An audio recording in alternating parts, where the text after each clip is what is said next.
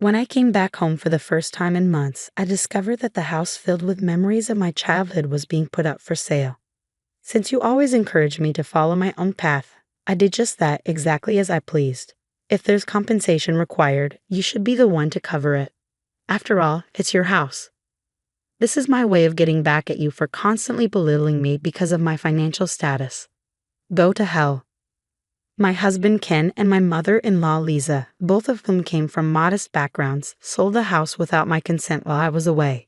They profited from the sale and intentionally breached the contract, mocking me, the rightful owner, and making me responsible for the compensation resulting from their actions. They were completely unaware of the consequences their selfishness would bring. Their actions not only disregarded my feelings but also disrespected my parents. I can never forgive them for this. I have to cover the costs because it's my house. You better settle up quickly. If you insist, then this house is no longer mine. And as for Ken and Lisa, they'll face the consequences of their actions. I've been married to Ken for 10 years. We've known each other since childhood and have been together since we were young. We're in a marriage where my socioeconomic status is considerably higher than Ken's. I come from a family of business owners and have always enjoyed a comfortable lifestyle. Ken, on the other hand, was raised in a single-parent household and didn't have the same financial stability. Despite this, my parents and I were drawn to Ken's character, so his background never concerned us. In fact, my parents have always treated him like their own son.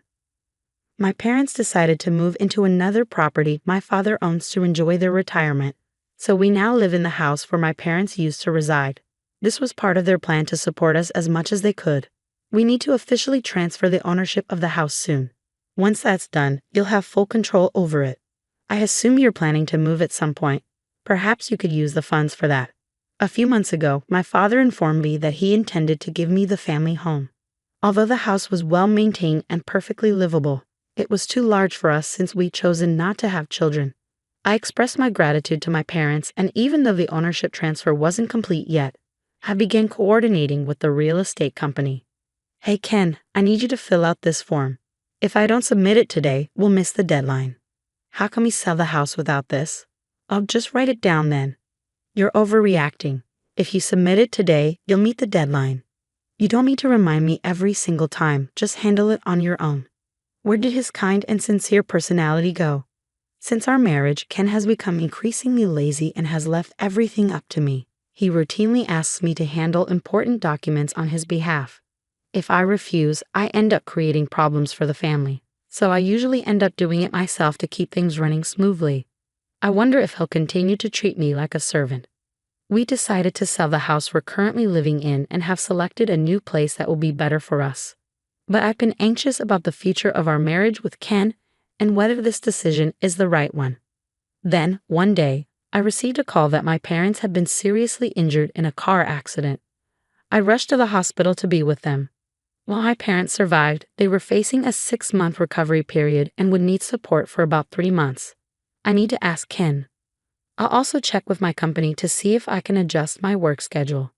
I'll be the one to support them. I asked my husband if I could stay with my parents for an extended period to help them. He responded with a casual, "It's okay, it's your thing," and agreed without much concern, which felt more like indifference than genuine worry for my parents. Anyway, I could go and support my parents now. But then another concern crossed my mind. Would Ken be able to manage on his own while I'm away? Ken is the type of person who can't handle house chores. He might be able to feed himself, but washing his own clothes or remembering to take out the trash is beyond him. I definitely don't want our house turning into a mess. I was a bit hesitant, but I decided to explain the situation to my mother-in-law, Lisa, and ask for her help with Ken. Please feel free to use anything and do whatever you need around the house, I told her. Oh my, you're really in a tough spot, aren't you, Mary? I'm sure your parents have enough funds to hire someone to help them. Or are you just missing your own parents? Lisa said with a hint of sarcasm. Don't worry, I'll take good care of my son. You can stay as long as you need, even longer than 3 months if necessary. Lisa clearly loves Ken very much and probably resents me for taking her son away. I was uncomfortable with her sarcastic remarks during our conversations, but I thanked her while keeping my frustration in check, knowing she was my only option for support at the moment. I gathered what I needed and headed to my parents' place. Every day was a whirlwind, and 3 months flew by. I wasn't able to stay in touch with Ken as often as I'd hoped. But it was worth it. My parents were improving day by day. Once the recovery was in a stable place, I was ready to return home. I got into the car and drove back, leaving the natural beauty of the town behind. As I approached the familiar landscape, I finally arrived home. But the house was no longer what I remembered. A for sale sign was posted out front, and the real estate agency listed on the sign was unfamiliar to me. What's going on? Panicking, I called Ken. On the other end of the line, Ken let out a snort of laughter, almost as if he were mocking me. I sold the house and moved back to my parents' place. I did everything for you while you were away, he said. I couldn't make sense of Ken's words, so I went straight to my in-laws' house to get an explanation. When I arrived at my in-laws' home, which was just a 5-minute drive away, the first thing I noticed was a pile of my personal belongings stacked up at the front door. I was shocked and confused. "Excuse me, I'm just passing through," I said. A contractor who had been behind me rang the doorbell, exchanged some paperwork with Lisa, and then loaded my belongings into his truck before driving off. Shortly after, Ken emerged from the house. Both Lisa and Ken looked pleased as they counted the money they had received from the contractor. They were dressed in fancy clothes, and their car had been replaced with a luxury model. I barely recognized them. "Hey Lisa, what's going on?" I confronted her, my panic evident. "What are you talking about?" Lisa replied dismissively. "I cleared out your stuff from the house. You bought all that unnecessary junk. I guess daughters like you just don't know how to take care of your own belongings, probably because you've always had everything handed to you." She continued with a scornful tone, "You're such an unfit wife for prioritizing your parents over your own husband for so long. I pity Ken for having a wife like you. That's why I even suggested he divorce you. Since the house is now in your name, I decided to claim it as alimony." Lisa flashed a smug smile and added, "I found a real estate company willing to pay a very good price, so I sold it quickly. You always told me I could do whatever I wanted, so I did just that." She then showed me the contract she had with a real estate company, which was dated about a month ago. But that house should have already been under contract with another agency, right? And any contract regarding the house without my signature would be invalid. Lisa's condescension was evident as she explained the situation. "You went ahead and made a contract without informing me, so now there will be consequences, and they'll demand compensation." I panicked and tried to explain to Lisa the potential repercussions of her actions. "But I already heard from Ken that you signed a contract with another real estate agency without even consulting him," I said. "That's not my concern," Lisa replied dismissively. "I just did what you did, handled things on my own. I don't care who signed the contract or what's involved, it's your usual approach, right? So if compensation needs to be paid, it's your responsibility. It's your house." She shrugged, clearly believing Ken's version of the story, which was presented from a victimized perspective. I realized there was nothing more I could say to Lisa, so I turned to Ken, hoping for some support. To my shock, Ken was staring at me with the same sarcastic smile as Lisa. Finally, the day had come. This was his revenge. "You've always mocked me for being poor, haven't you?" I said, my voice trembling with anger. "I'm the only one in the family who lived by different standards and values. You and your parents must have found that amusing. I've always felt miserable with you. If you find poverty so amusing, then I'll show you what money can do. I won't accept that you're the only one who gets to live comfortably. Go to hell." Ken, filled with resentment, slapped the divorce papers in front of me. They were all signed except for my signature. I considered having my mother handle everything, but I wanted my revenge to be complete. What a dramatic turn of events, I thought. This is quite the scene. The young lady who mocked the poor is now being put in her place. There's no one here to bail you out now. What are you going to do about it? Ken and Lisa seemed to revel in their satisfaction, clearly excited about what they had done. But my frustration with them eventually turned into a calm realization. They were making a grave mistake. "Sorry to interrupt your little celebration," I said, "but this house isn't mine. You're the ones heading to hell." I decided it was time to reveal the truth. There was no longer any reason to protect them. I pulled a document from my bag and held it up for them to see. "This is the official registry for the house. As I mentioned during our phone call, the ownership has been transferred to Ken's name. The process was delayed due to my parents' accident, but the transfer was completed just a week ago. right around the time you both decided to sell the house. Ken and Lisa looked at each other in confusion. "Oh, I didn't hear anything about this," Lisa said. "Of course you didn't," I replied. "I tried to confirm with you if I should send the paperwork, but you just dismissed me and told me to handle it. You probably don't even remember, but I double-checked with you to make sure everything was okay." Ken stared at the registry document, clearly in disbelief. "Be careful," he warned. Lisa, equally shocked, confronted me. "What's the meaning of this?" I took a deep breath. This was my parents' wish. They always treated Ken like their own son and respected you, Lisa, for raising such a wonderful man. When they decided to give us the house, they believed Ken would always take good care of me. And it was also a gesture of appreciation for you, Lisa, for all the effort you put into raising him. And yet you not only betrayed me but also disrespected my parents' sincere feelings. Ken and Lisa went pale as they absorbed my parents' true feelings. Their hands, which had been covering their mouths, were trembling.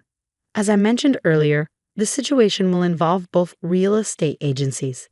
Expect that they will demand a substantial amount in compensation. I will contact the agency I originally worked with, I continued. Could you both please get in touch with the agency you used for the sale? I still can't believe that agency accepted your sloppy explanations and signed the contract, I added, growing more assertive. If you have a problem, don't act like scum. Speak up earlier rather than making a mess of things. It's not that you're poor because of money, you're poor in spirit. My tone grew firmer as I accused them loudly. I was about to pull out my cell phone to call the real estate agency when Ken suddenly interjected. Wait a minute. This isn't what I wanted, Ken said, panic evident in his voice. I was just upset because you left me. Let's work this out together as a couple. He continued, I could buy the house that's on the market now, and we could call the old real estate agency to make this whole thing disappear. You have the means to do that, don't you? Please? Ken, who had been siding with Lisa, was now desperately trying to reconcile with me. His attempts to soothe the situation were evident, but he seemed oblivious to how self-serving and insincere his approach sounded. Ken, are you betraying me now? I demanded. I made all the arrangements for you, and now you're abandoning your own mother to put your wife first. What a heartless son. I turned to Lisa. From what you said earlier, it's scum-like to prioritize parents, right? So you're lucky Ken isn't scum. You should be grateful he's a good son. Lisa looked indignant at Ken's actions but seemed to realize that her own words had backfired. She was left speechless. That's right, Ken said, attempting to placate me. You're the most important person to me right now, Mary. I'm going to change my attitude and do my best. I cut him off. Don't misunderstand. No one's talking about forgiving you. Ken, relieved that Lisa had been silenced, reached out to take my hand. I pulled it away and glared at him coldly. I'm already fed up with your laziness, I said sharply. And when things go wrong, you always blame others. You leave others to handle your problems. How can I trust you to change? I looked him straight in the eye. Let me be clear, I'm not your secretary or your servant. If you're an adult, you should at least take responsibility for your actions, I said firmly. You and Lisa will pay for this for the rest of your lives. With that, I snatched the divorce papers from Ken's hand, stamped my signature on the spot, and left them both in shock. Despite some complications, the divorce from my ex-husband was successfully finalized. Ken and Lisa tried to sue my family, claiming we had deceived them and were responsible for compensation. Naturally, they lost. As expected, they are now liable for compensation from both real estate agencies and are facing a substantial financial burden due to their malicious actions. On top of that, they seem to be blaming each other for their troubles. It looks like they'll be in a dire situation for a long time. Meanwhile, my company arranged for me to continue working remotely so I could support my parents. I moved back to their place and resumed helping them while working from home. Honey, your bath is ready, I called out. Thank you, my mother replied. I'll wash the dishes so you can get in the bath first today. You must be tired after your rehab session. Actually, you should get in first, Mary, my father said. I'll join later. I also want to clean the bathtub, so you should relax while I take care of that. My parents are still undergoing rehabilitation from the accident, but they continue to support each other and enjoy their time together. Living with them again has been heartwarming. Watching them in their enduring harmony has made me reflect on my past marriage with Ken. I realized that what was missing in that relationship was mutual respect and consideration. There were certainly things I could have done to be more considerate, but looking back, I don't believe Ken and Lisa ever had those feelings for me. Initially, I felt quite sad and frustrated about the divorce. But now I can say with confidence that it was for the best. If I ever meet someone again, I'll need to be extremely cautious. I hope never to cause my mom and dad any more worry.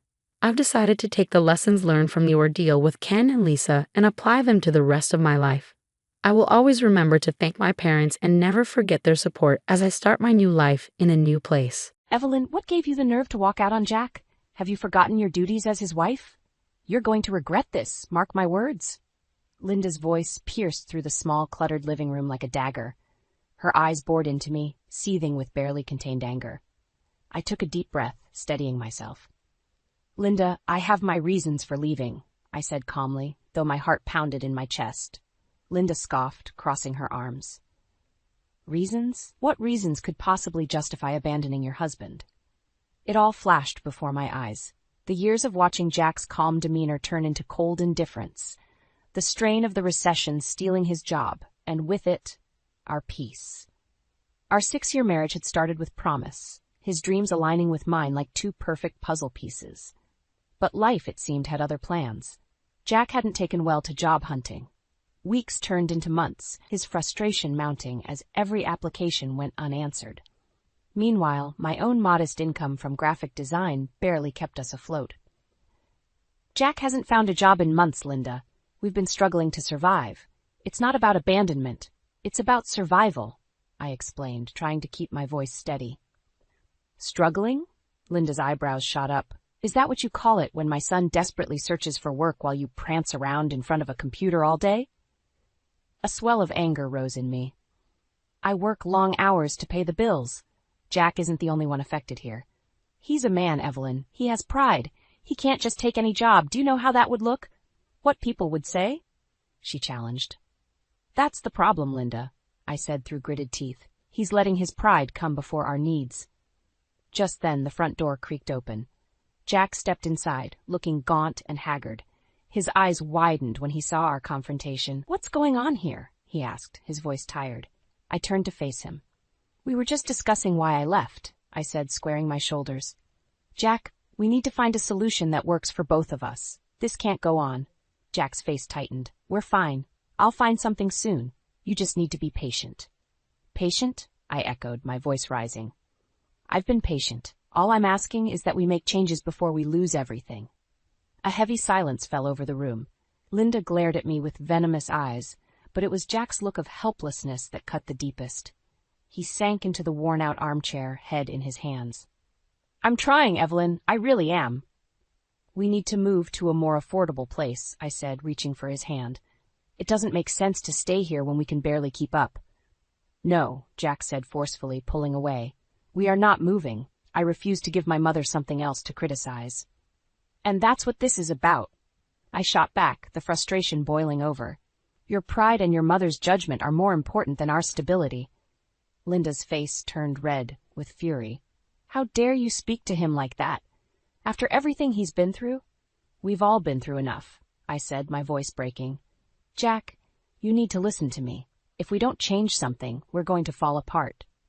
Jack looked at me, his eyes filled with a mix of anger and sadness. Maybe you're the one who's falling apart, Evelyn. I stood there, stunned. His words cut deeper than I'd expected. I turned away, biting back the tears. I need to go, I whispered, grabbing my coat. Running away again? Linda taunted, but I didn't look back. Evelyn, wait, Jack called, but I was already out the door, the cold air hitting me hard. As I walked away from the house, from Jack and Linda, one thought kept spinning in my mind. I had my reasons, and I knew, deep down, I needed to stand by them. I sat in my car, the engine humming softly as I stared at the road ahead. Moving to a cheaper apartment was a bitter pill, but it was the only way forward. When I walked in the door, Jack was sitting on the couch, flipping through channels, eyes glazed over. We need to talk, I said, setting my bag down. He barely glanced up. About what? I found a more affordable apartment. It's in a nice area and we could save a lot, I explained, hoping he'd understand. Jack's expression turned stony. We're not moving. I'm not dragging my reputation through the mud just to save a few bucks.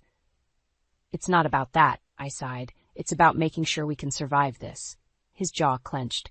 You don't get it, do you? My mother will never let us hear the end of it. At least think about it, I pleaded. We're drowning here. Just then, the door flew open, and Linda stormed in, her eyes blazing. What's this I hear about moving? Jack shot me a warning look, but I couldn't hold back anymore. We need to find somewhere affordable, Linda. We're just managing to scrape by. Jack told me you're pushing for this ridiculous idea. Linda's voice was sharp. You just want to make my son look like a failure. That's not true, I retorted, feeling the anger rise again. I'm trying to help. Help? She scoffed. By belittling him? He's a man. He needs to look after his family. I am looking after my family, Jack muttered, looking defeated. Really? I shot back. By turning down jobs because they're beneath you? We can't afford to be picky right now. Linda stepped closer, her eyes narrowing. My son deserves better than to be degraded by some insignificant job. You're the one who needs to step up. I shook my head.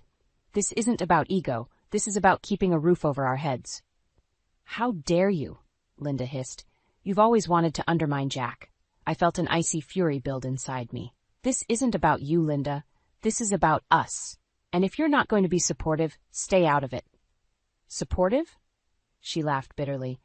You couldn't handle your responsibilities, and now you want to run away. Enough, Jack shouted, standing up. Both of you, enough. He turned to me, eyes pleading. Stop making this harder. I looked at him, frustration gnawing at me. Don't you see? We need a change. Jack turned away, shaking his head. I can't do this, he muttered. I grabbed my bag and moved to the door. If you change your mind, let me know. But I can't keep living like this. Linda's sneer followed me out. Go on. Leave. See if the world cares about your pity party. As the door slammed behind me, the weight of it all hit me. I was fighting a losing battle. Jack's pride and Linda's venomous grip were stronger than our love, but I couldn't let that destroy me. I had to fight for my own sanity, even if it meant stepping away. The cold air outside felt liberating compared to the suffocating atmosphere inside the house. I walked down the street, my mind racing. I needed a plan, a new start. Linda's words echoed in my head, but I shook them off. It wasn't pity I needed, it was resolve. I spent the night with my thoughts, figuring out steps to take, starting with visiting a more affordable place. The road ahead seemed daunting, but it was a journey I had to make. Jack's refusal to see reason and Linda's relentless criticism showed me I had to look out for myself. It was time to reclaim my life. I walked into the apartment that Jack and I had shared for 6 years, feeling the suffocating weight of our unresolved issues.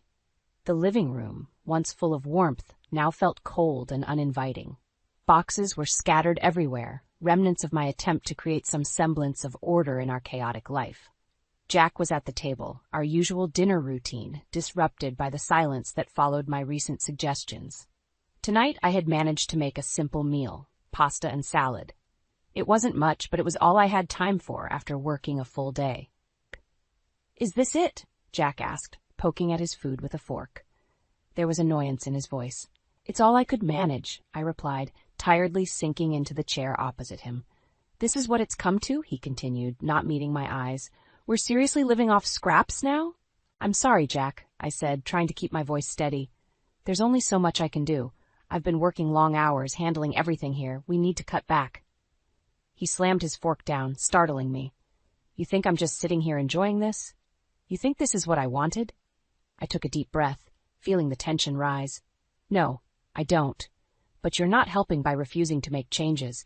We have to be realistic. Realistic? He scoffed. You're the one who's given up. You've been distant, always criticizing. I'm not criticizing, I said, struggling to keep my frustration in check. I'm trying to find solutions. We can't go on like this. And what about you? He shot back. You think you're perfect? You neglect everything else just to keep that job. I'm neglecting? The accusation stung. I'm the one keeping us afloat. He pushed his chair back violently, causing it to topple over.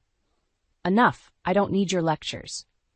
Suddenly, the door opened, and Linda walked in, her eyes scanning the scene. What's going on now? She demanded, sensing the tension. Jack turned to her, gesturing toward the table. This is what we've been reduced to, Mom. Barely any food, constant arguments. Linda's eyes narrowed as she looked at me. This is unacceptable, Evelyn. You can't even manage a decent meal? Linda, I'm doing my best, I snapped, losing my patience. Working long hours doesn't leave much time for anything else. Your best? She sneered. Your best is what drove Jack to this point. Maybe if you took care of your responsibilities instead of running off to work, we wouldn't be in this mess. That's completely unfair, Linda, I said, my voice trembling. I've been handling everything while Jack... While Jack what? Linda interrupted. While Jack suffers because of your failures? Jack, looking defeated, sank back into his chair. He didn't defend me, didn't say a word. I need help, I almost whispered, looking at Jack. I can't do this alone. We don't need your pity, Linda spat. You will take care of this household properly, job or not. It's time you remembered your place as Jack's wife. Her words struck hard, leaving me feeling more alone than ever. I won't sacrifice everything just to live up to your expectations, Linda, I said, standing up. You'll do what's necessary, she replied, eyes cold and unrelenting. Tears welled up in my eyes, but I fought them back. This isn't about you, I said, turning to leave. I've had enough. As I walked out, the finality of my decision hit me. This relentless cycle had to end. The house felt more like a battleground than a home, and I couldn't keep fighting a war where I was the only one seeking peace. I needed to reclaim my strength, even if it meant walking away from everything I once knew. The sun was setting as I pulled into the driveway of my parents' house. The familiar sight brought a wave of mixed emotions, relief, guilt, and a trace of hope. As I stepped out of the car, the front door opened, and my mom, Susan, came rushing out. Evelyn, honey, she called, wrapping her arms around me in a warm hug. I'm so glad you're here. Thanks, Mom, I murmured, holding on tight. I didn't know where else to go. Come inside, she said softly, guiding me into the house. My dad, Tom, was sitting in the living room, his face lighting up when he saw me. Hey, kiddo, he greeted, standing up to give me a hug. Rough day, huh? You could say that, I replied, trying to smile. The warmth of my parents' home was comforting. It felt like a sanctuary after the chaos of my life with Jack and Linda. We sat down at the kitchen table, and my mom poured me a cup of tea. So what happened? She asked gently. I took a deep breath, feeling the weight of the past few months. Jack and I have been struggling. He lost his job and refuses to find something new. I'm the only one working, and it's not enough. His mom keeps interfering, making everything worse. Tom nodded thoughtfully. Linda's always been difficult, but it sounds like things have gotten out of hand. They have, Dad. I suggested moving to a more affordable place, but Jack refuses. He's worried about what Linda will think, I said, feeling the frustration bubble up again. Susan's face tightened. And what did Linda say? She accused me of failing Jack. She wants me to quit my job and stay home, take care of everything, I admitted, feeling the anger rise. I can't do that. I shouldn't have to. Of course not, my dad said firmly. You've worked hard to build your career. There's nothing wrong with wanting to keep it. I just don't know what to do, I sighed. I love Jack, but he's changed, and Linda, she's toxic. Susan reached over and took my hand. You did the right thing by leaving, at least for now. You need space to figure things out. I can't keep living like this, I confessed, tears welling up in my eyes. I'm exhausted, and I feel like I'm losing myself. You need to take care of yourself first, Tom said. It's obvious Jack isn't seeing things clearly. Maybe time apart will make him realize what's important. Here, Susan said, sliding a box of tissues toward me. Stay here for as long as you need to. We'll help you figure this out. After talking with my parents, I felt a small glimmer of hope. Maybe there was a way out of this mess. That night, I finally slept peacefully for the first time in months, feeling the comfort of being in a place where I was truly supported. Over the next few days, Jack called incessantly. The voicemails piled up, desperate, angry, pleading, but I didn't answer. I needed time to think, to heal. When I finally listened to one, his voice was strained. Evelyn, please come back. I can't do this without you. The house is falling apart. It was the confirmation I needed. He wasn't dealing with the reality of our situation. He was still relying on me to fix it all. One evening, my parents and I discussed my next steps. Have you considered your options? Tom asked, his voice gentle. I'm thinking about it, I confessed. But right now, I just need to find my footing. And you will, Susan assured me. Take the time you need. We're here for you, no matter what. For the first time in a long while, I felt like I had control over my life again. Walking away wasn't an end. It was a chance for a new beginning. The resolve to find clarity and strength grew each day, bolstered by the unwavering support of my family. I approached the house cautiously, the place that once felt like home now tinged with apprehension. There was an eerie stillness as I unlocked the door and stepped inside. The living room was surprisingly clean, almost too clean, as if no one had been living there. I called out, "Jack, are you here?" Silence. The air felt thick with expectation. I walked further in, noticing how empty it felt. The usual clutter was gone, the coziness replaced by a stark emptiness that sent a chill down my spine. I dialed Jack's number, the ringing echoing ominously. He picked up on the third ring. "Evelyn," his voice sounded strained. "Are you back?" "I'm at the house. Where are you?" I asked, trying to stay calm. "I'm at Mom's," he admitted hesitantly. "I moved out, decided it was best, for now." I took a deep breath, trying to process the information. "Why didn't you tell me?" "I thought you wouldn't care," he said, almost defensively. "You left me." "I left because we needed a change," I replied, feeling the familiar frustration rise. "Moving to your mom's doesn't solve anything." There was a pause before he spoke again. "I'm trying, Evelyn. I didn't know what else to do." "This isn't the way to handle things," I said, trying to keep my voice steady. "Running back to Linda isn't the answer." There was silence on the line. I could almost picture him, sitting in Linda's pristine living room, the judgmental eyes of his mother piercing through him. "Jack, we need to talk face to face," I said firmly. "This isn't something we can solve over the phone." He hesitated. "Mom doesn't think it's a good idea." Anger flared up inside me.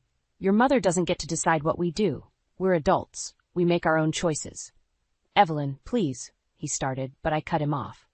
"I'm coming over," I said, my voice firm. "We're talking. End of discussion." I hung up before he could argue further and grabbed my keys. The drive to Linda's house was a blur of emotions, anger, frustration, a glimmer of hope that maybe this conversation could bring some clarity. I pulled up to Linda's grandiose house and braced myself. The door opened before I could knock, and there she stood, arms crossed, the disdain in her eyes burning. "What are you doing here?" she demanded. "I need to talk to Jack," I said evenly. "You have nothing to discuss," she snapped. "You left him, remember?" "Jack is my husband," I replied, refusing to back down. "We need to talk." She was about to argue when Jack appeared behind her, looking tired and worn. "Let her in, Mom," he said quietly.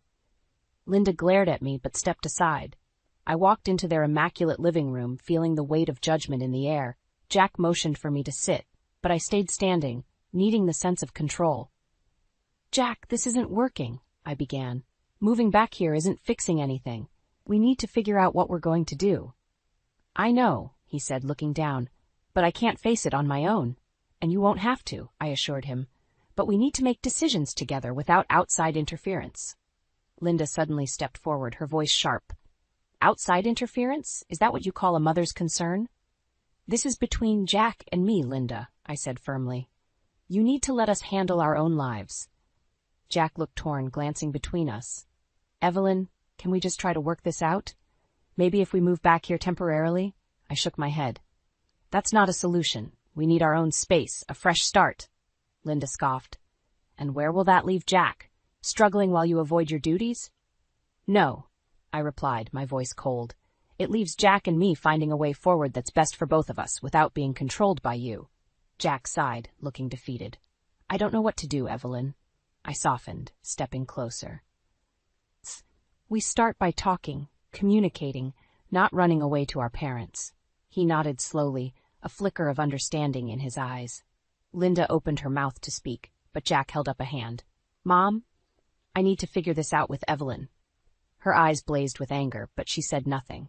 I took Jack's hand, feeling a small surge of hope. We had a long way to go, but maybe, just maybe, we could find our way back.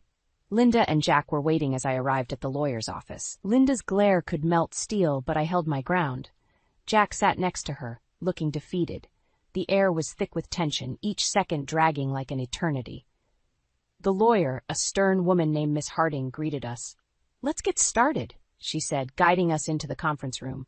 We took our seats, and she began going over the paperwork. Linda couldn't keep quiet for long. "Evelyn, this is insanity. You're throwing away your marriage over some petty arguments." "Petty?" I shot back. "Do you have any idea what we've been through?" "Jack's been a good husband," Linda said, her voice dripping with false sweetness. "He deserves better than this." Jack squirmed in his seat but said nothing. I took a deep breath and looked straight at him. "Jack, we both know things haven't been right for a long time." He nodded slightly, not meeting my eyes. Miss Harding interjected, "Let's focus on the documents. Evelyn, you've made your intentions clear. Jack, do you have any objections?" Linda jumped in before Jack could answer. "Of course he objects. He's devastated." "Let him speak, Linda," I said firmly, my eyes locked on Jack. Jack finally looked up. "I don't want this," he said quietly, "but I can't keep living like this either." Linda's face turned red with anger. "You're really going to let her walk away? After everything?" "Linda, it's our decision," I said. "Your meddling has done enough damage." "How dare you?" she hissed, standing up. "I've only ever tried to help." "Help?" I laughed bitterly. "You've undermined every effort I've made to keep this marriage together. Your interference has driven us apart." Jack's eyes widened, the truth of my words sinking in. "Mom, Evelyn has a point. We need to sort this out ourselves." Linda looked like she'd been slapped. "You're choosing her over me?" "No one is choosing sides," Jack said, his voice shaking. "But we need to handle this, not you." Miss Harding cleared her throat, bringing us back to the matter at hand. "If we could return to the paperwork," I nodded, trying to focus on the tangible steps we were taking. As we worked through the details, Linda sat fuming, her eyes burning holes into me.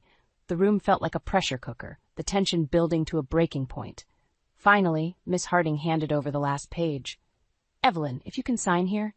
I took the pen, my hand trembling slightly, and signed. Then she handed it to Jack. He hesitated, looking at me one last time. "Are you sure this is what you want?" "I'm sure," I said softly. "We need to move on." He signed, and the papers were complete. Miss Harding gathered them up. "That concludes our session. You'll receive copies in the mail." As we stood to leave, Linda could hold back no longer. "Mark my words, Evelyn. You'll regret this. You're throwing away the best thing that ever happened to you." I met her gaze, unwavering. "I'm doing what's best for both of us. You can't control us anymore." Jack looked at me, a mix of sadness and relief in his eyes. "Take care." "Evelyn." "You too, Jack," I replied, turning to leave. As I walked out of the office, the weight of the past years seemed to lift off my shoulders. For the first time in a long while, I felt free. The road ahead was uncertain, but it was mine to navigate, no longer shackled by the toxic influences that had nearly consumed me. I was ready to reclaim my life and build a future on my own terms. I glanced around the empty apartment, feeling a strange sense of finality. The last of my possessions were packed, ready to be moved to my new place. I let out a deep breath, savoring the silence. It was a stark contrast to the chaos that had defined my life for so long. Just then, my phone buzzed. A text from Linda. "Whatever you think you've won, remember you'll never escape the shame of your failure." I shook my head and dialed Rachel, my longtime friend. She picked up after the first ring. "Hey, need help with the move?" "More like moral support," I said, a hint of a smile playing on my lips. "I'll be right over," she replied, and I hung up, feeling a little lighter already. Rachel arrived soon after, her presence a comforting reminder of the support I had outside the toxic relationships I'd left behind. "Ready to start fresh?" she asked, giving me a hug. "More than ready," I said. "Let's get this show on the road." We loaded the boxes into her car, working quickly and efficiently. As we finished, I took one last look around the apartment. "Good riddance," I muttered under my breath. Rachel smirked. "Onward and upward, Evelyn." When we arrived at my new place, I felt an overwhelming sense of liberation. The apartment was small but cozy, the perfect blank slate for building my new life. We spent the afternoon unpacking, laughter and conversation filling the empty spaces as the new chapter of my life began to take shape. Then, unexpectedly, my phone buzzed again. This time, it was a call from Jack. I hesitated but answered. "Hello?" "Evelyn, I just wanted to check in," he said, sounding unsure. "I heard you moved out." "I did," I replied, keeping my voice steady. "It's time for a new start." He sighed, the weight of regret evident. I'm sorry for everything. I should have listened more, fought harder for us. It's too late now, Jack, I said gently. We both have to move on. I know, he said quietly. Take care, Evelyn. You too, I replied, ending the call. Rachel looked at me questioningly. Everything okay? Yeah, I said, pocketing my phone. Just part of closing the chapter. The sun started to set, casting a warm glow over the apartment. We shared a simple meal on the floor, surrounded by half-unpacked boxes but filled with a sense of hope and possibility. Just then, there was a loud, furious knock at the door. My heart rate spiked. Rachel went to open it, and there stood Linda, her eyes flashing with anger. Thought you could just run away? No, Linda, I said, stepping forward, feeling Rachel's reassuring presence beside me. I'm moving on with my life. You can't control me anymore. You ungrateful, she started, but I cut her off. This is my home now. You're not welcome here, I said firmly, standing my ground. You'll regret this, she spat, but the words held less power now. Jack will never recover from what you've done. Jack and I will both find our own ways forward, I said, closing the door. Goodbye, Linda. Rachel locked it firmly behind her and then turned to me. Well, she's a piece of work. I laughed, feeling lighter. That's the last time she sets foot in my life. We finished unpacking, each box emptied, symbolizing a step towards reclaiming my independence. By the end of the night, the apartment felt more like a home. It wasn't just about moving to a new place. It was about reclaiming my life and my identity. As Rachel left, I stood by the window, looking out at the city lights. My phone buzzed one last time, but this time it was a message from a potential job opportunity. Things were finally looking up. I knew the road ahead wouldn't be easy, but it was mine to travel, and that made all the difference. With a sense of resolve, I closed the curtains and turned off the lights, looking forward to a new dawn in the morning. Morning light filtered through the curtains of my new apartment, a fresh start greeting me. I felt a sense of calm and readiness for the day ahead, my steps lighter as I moved through the cozy space. The chaos and suffocation of the past felt like a distant memory. As I sipped my coffee, enjoying the peace, my phone lit up with an unexpected call. It was Linda. I rolled my eyes but answered, curiosity getting the better of me. What do you want, Linda? We need to talk, she said, her voice unusually strained. About what? I asked, keeping my tone neutral. It's about Jack. He's not doing well, she admitted, her usual venom replaced by something that almost sounded like worry. I felt a pang of concern despite everything. What's going on? He's struggling to cope. He's lost without you, Linda said, her voice wavering. Please, Evelyn, can you just talk to him? I took a deep breath, considering my response. Linda, I've moved on. Jack needs to figure out his own life without me. You can't just abandon him after everything, she pleaded, a touch of desperation creeping in. I didn't abandon him. I left because it was the healthy choice for both of us. I said firmly, and frankly, he needs to stand on his own 2 feet.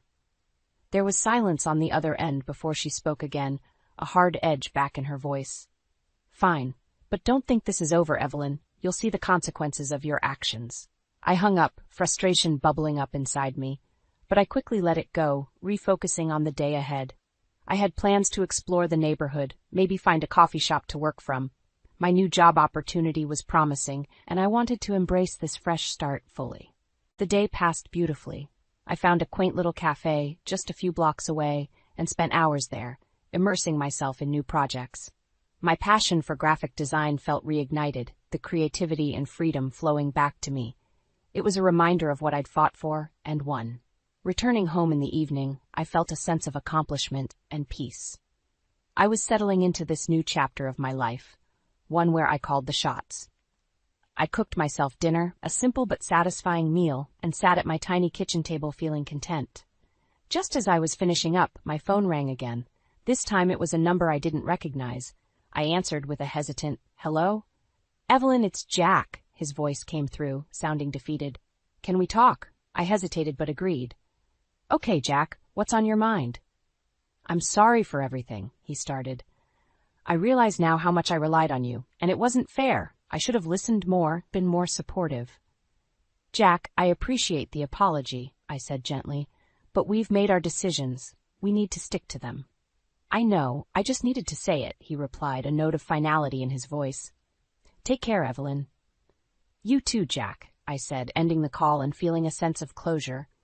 Just as I was about to relax for the night, there was a knock at my door. Surprised, I opened it to find Linda standing there, looking more haggard than I'd ever seen her. Linda, what are you doing here? I asked tiredly. Please, Evelyn, I'm desperate, she started, her voice cracking. Jack's in a bad place. I don't know what to do. You were always the strong one, the one who held things together. I sighed, feeling a tug of pity despite everything. Linda, I can't fix this for you. Jack needs to learn to cope on his own. Her shoulders sagged in defeat. I just don't know how to help him. I think the best thing you can do is support him without trying to control everything, I suggested. He needs space to find his way. Linda nodded slowly, a rare moment of vulnerability in her eyes. Maybe you're right. Take care, Linda, I said, gently closing the door. As I leaned back against it, the apartment around me felt more like home than ever. The future was mine, filled with endless possibilities, free from the chains that had once bound me. And for the first time in a long while, I felt a profound sense of peace and hope. I laid in bed, staring blankly at the ceiling as Marcia's venomous words echoed through my mind. Abby, you're a useless, draining weight on this family. Max deserves better than a wife who wallows in bed all day. Her cruel remark cut deep, reopening wounds that never seemed to heal. I closed my eyes, trying to escape the harsh reality that had become my life, but the memories came flooding back, unbidden. It all started with that fateful day, the day my life changed forever. I had been working late at the art studio, lost in the creative flow that had once brought me such joy. As I left the building, the wheelchair ramp malfunctioned, sending me tumbling violently to the ground. The searing pain that followed would forever be seared into my memory. The doctors delivered the devastating news. I was paralyzed from the waist down, my dreams of being a successful artist crushed in an instant. Max had been supportive at first, but over time, the strain of caring for me took its toll on our marriage. His family never made any effort to hide their disdain towards me. Marcia, with her perpetual scowl and cutting remarks, made it clear that she saw me as nothing more than a burden. Hank, her husband, simply followed her lead, his silence just as damaging as her words. Even Jenna, Max's sister, couldn't resist taking jabs at me whenever the opportunity arose. Why bother getting up? Not like you can do anything useful from bed anyway, she would taunt, flipping through my sketches with a dismissive sneer. I tried to channel my pain into my artwork, pouring my emotions onto the canvas, but it was never enough. The constant barrage of negativity and resentment wore me down, day by day. Then the final blow came from the one person I thought would always stand by me. Max sat on the edge of our bed, his expression somber as he delivered the words that shattered my heart into a million pieces. I need someone who can support me, Abby. This isn't the life I wanted, he said, his voice devoid of emotion. In that moment, I knew that I had to leave. I couldn't stay in this toxic environment any longer, surrounded by people who saw me as nothing more than a burden. It was time to take control of my life, to find the strength within myself that had been buried beneath years of emotional turmoil. As I packed my belongings, Carla, my kind and supportive housekeeper, offered a gentle smile. You're doing the right thing, Abby. It's time to start living for yourself. With a newfound determination, I left the house that had become a prison, embarking on a journey that would lead me to a life I never could have imagined. The devastating accident that left me paralyzed from the waist down replayed in my mind like a broken record. It was a sunny morning, and I was running late for work at the art studio. In my haste, I didn't notice the loose bolt on the wheelchair ramp until it was too late. As I descended, the ramp suddenly gave way, sending me tumbling violently to the ground. The searing pain that shot through my back was unlike anything I'd ever experienced. I lay there, helpless and alone, praying for someone to find me. Hours seemed to pass before a coworker finally discovered me and called for an ambulance. The ride to the hospital was a blur, but the doctor's words were crystal clear. I'm sorry, Miss Miller, but the impact has caused severe damage to your spinal cord. You'll never walk again. Those words shattered my world. My dreams, my independence, my future, all gone in an instant. Max was by my side, his face etched with concern, but even then, I could sense the strain it was putting on our relationship. In the months that followed, I tried my best to adjust to my new reality. Max hired Carla, a kind and firm housekeeper, to help me with daily tasks. She was a godsend, always offering a gentle touch and a listening ear. "You're stronger than you think, Abby," she would say, her warm smile a beacon of hope in my darkest moments. But as time passed, the cracks in our once happy marriage began to show. Max's family, who had never been particularly fond of me, grew increasingly resentful. Marcia, my mother-in-law, made no effort to hide her disdain. "Look at her, just lying there like a useless lump," she would snarl, her words cutting deeper than any knife. Hank, her husband, would simply nod in agreement, his silence just as damaging as her venom. Even Jenna, Max's sister, couldn't resist taking jabs at me. "Why bother trying to draw? It's not like anyone would want to buy art from a cripple," she would sneer, tossing my sketchbook aside with a cruel laugh. Through it all, Carla remained my rock, my unwavering source of strength. "Don't let them break you, Abby," she would whisper, her eyes filled with a fierce determination. But as the resentment and bitterness grew, I found it harder and harder to hold on to hope. Max grew distant, consumed by his work and the pressure from his family. Our once loving relationship had become a mere shell, a constant reminder of all that I had lost. It was during one of our rare conversations that Max finally revealed the truth. "I can't do this anymore, Abby. I need a wife who can support me, not someone I have to take care of." His words hit me like a ton of bricks, but deep down, I knew he was right. Our marriage had become a prison, a constant struggle against the weight of his family's cruelty and my own limitations. As I watched him walk out the door, a newfound determination took root within me. I couldn't change what had happened, but I could control how I responded. It was time to take back my life, to rise from the ashes of my shattered dreams and show the world, and Max's family, that I was more than just a burden. With Carla by my side, I began to plan my escape, my path to freedom and redemption. The road ahead would be long and difficult, but for the first time in years, I felt a glimmer of hope, a hope that would soon burn brighter than any flame. After Max's departure, the hostility from his family escalated to new heights. Marcia, my bitter mother-in-law, seemed to take perverse pleasure in tormenting me at every opportunity. "What's the point in Max having a wife who can't even cook dinner?" she would snarl, her eyes filled with contempt as she glared at me from across the room. Hank, her husband, would simply sit in silence, his lack of defense cutting just as deep as Marcia's cruel words. Even Jenna, Max's sister, who had recently moved back in after her own marriage fell apart, couldn't resist piling on the abuse. "You're just a burden, Abby," she would sneer, tossing my sketchbook aside with a dismissive flick of her wrist. "Why bother trying to draw when you'll never amount to anything?" Through it all, Carla remained my rock, her unwavering support and encouragement the only thing keeping me from slipping into despair.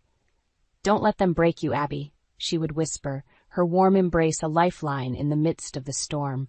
"You're stronger than they'll ever be."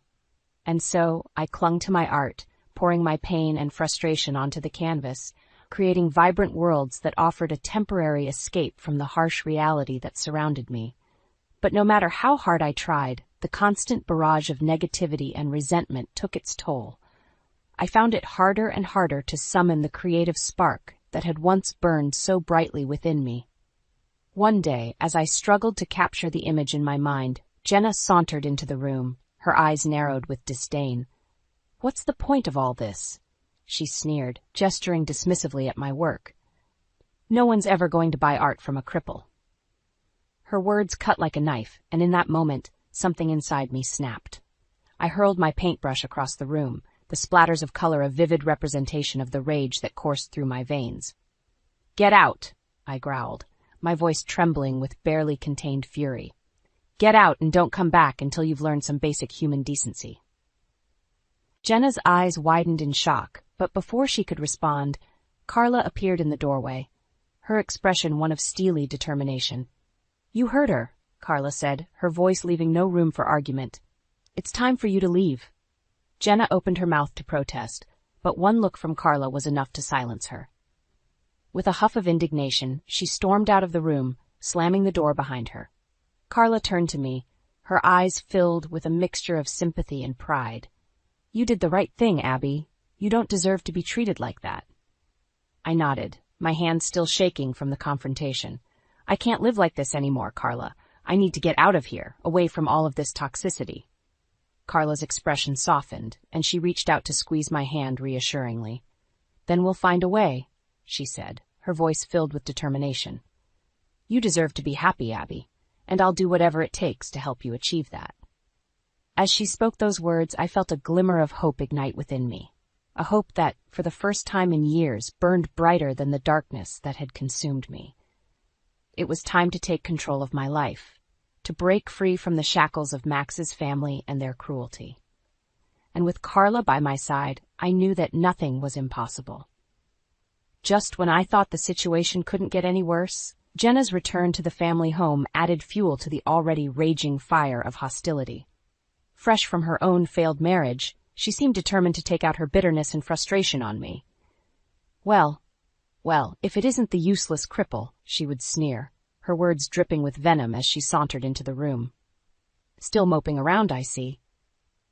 I tried to ignore her taunts, focusing instead on my artwork, the one thing that still brought me solace in the midst of the storm. But Jenna was relentless, her cruelty knowing no bounds. What's the point of all this? She would mock, flipping through my sketchbook with a dismissive flick of her wrist. No one's ever going to buy art from a pathetic waste of space like you. Carla, bless her soul, was always there to intervene, her fierce loyalty and unwavering support a constant source of strength. That's enough, Jenna, she would say, her voice firm but laced with compassion. Abby doesn't deserve to be treated like that. But Jenna was like a rabid dog, snapping and snarling at anyone who dared to challenge her. Stay out of this, Carla, she would snarl. This is family business. And then her gaze would turn back to me, her eyes filled with a twisted mixture of pity and disdain. Why bother getting up, Abby? Not like you can do anything useful from bed anyway.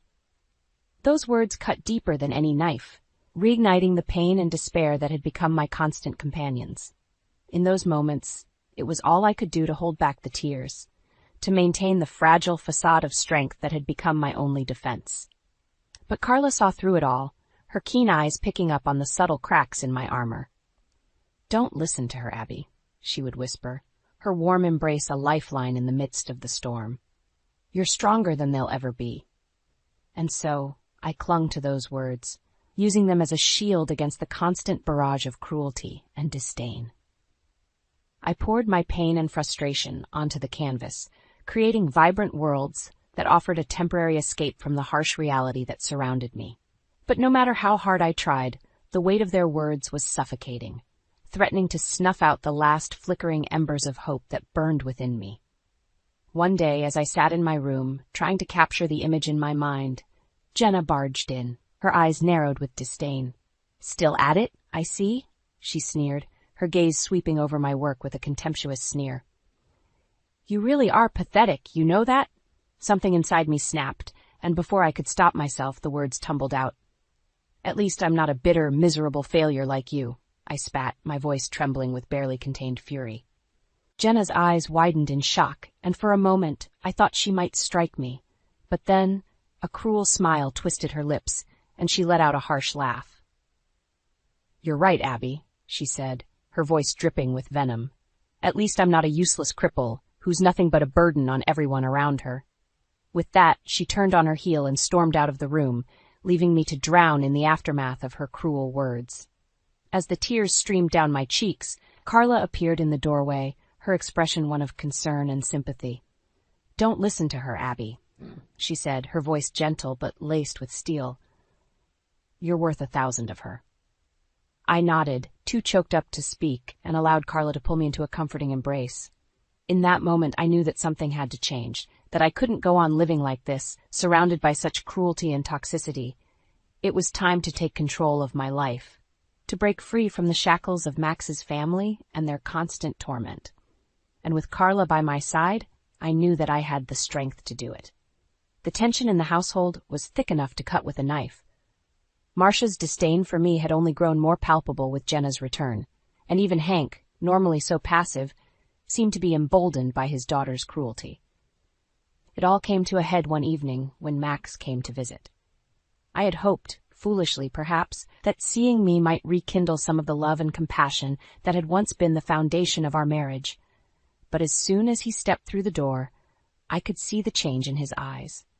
Gone was the warmth and affection I had grown so accustomed to, replaced by a cold, detached stare that chilled me to the bone.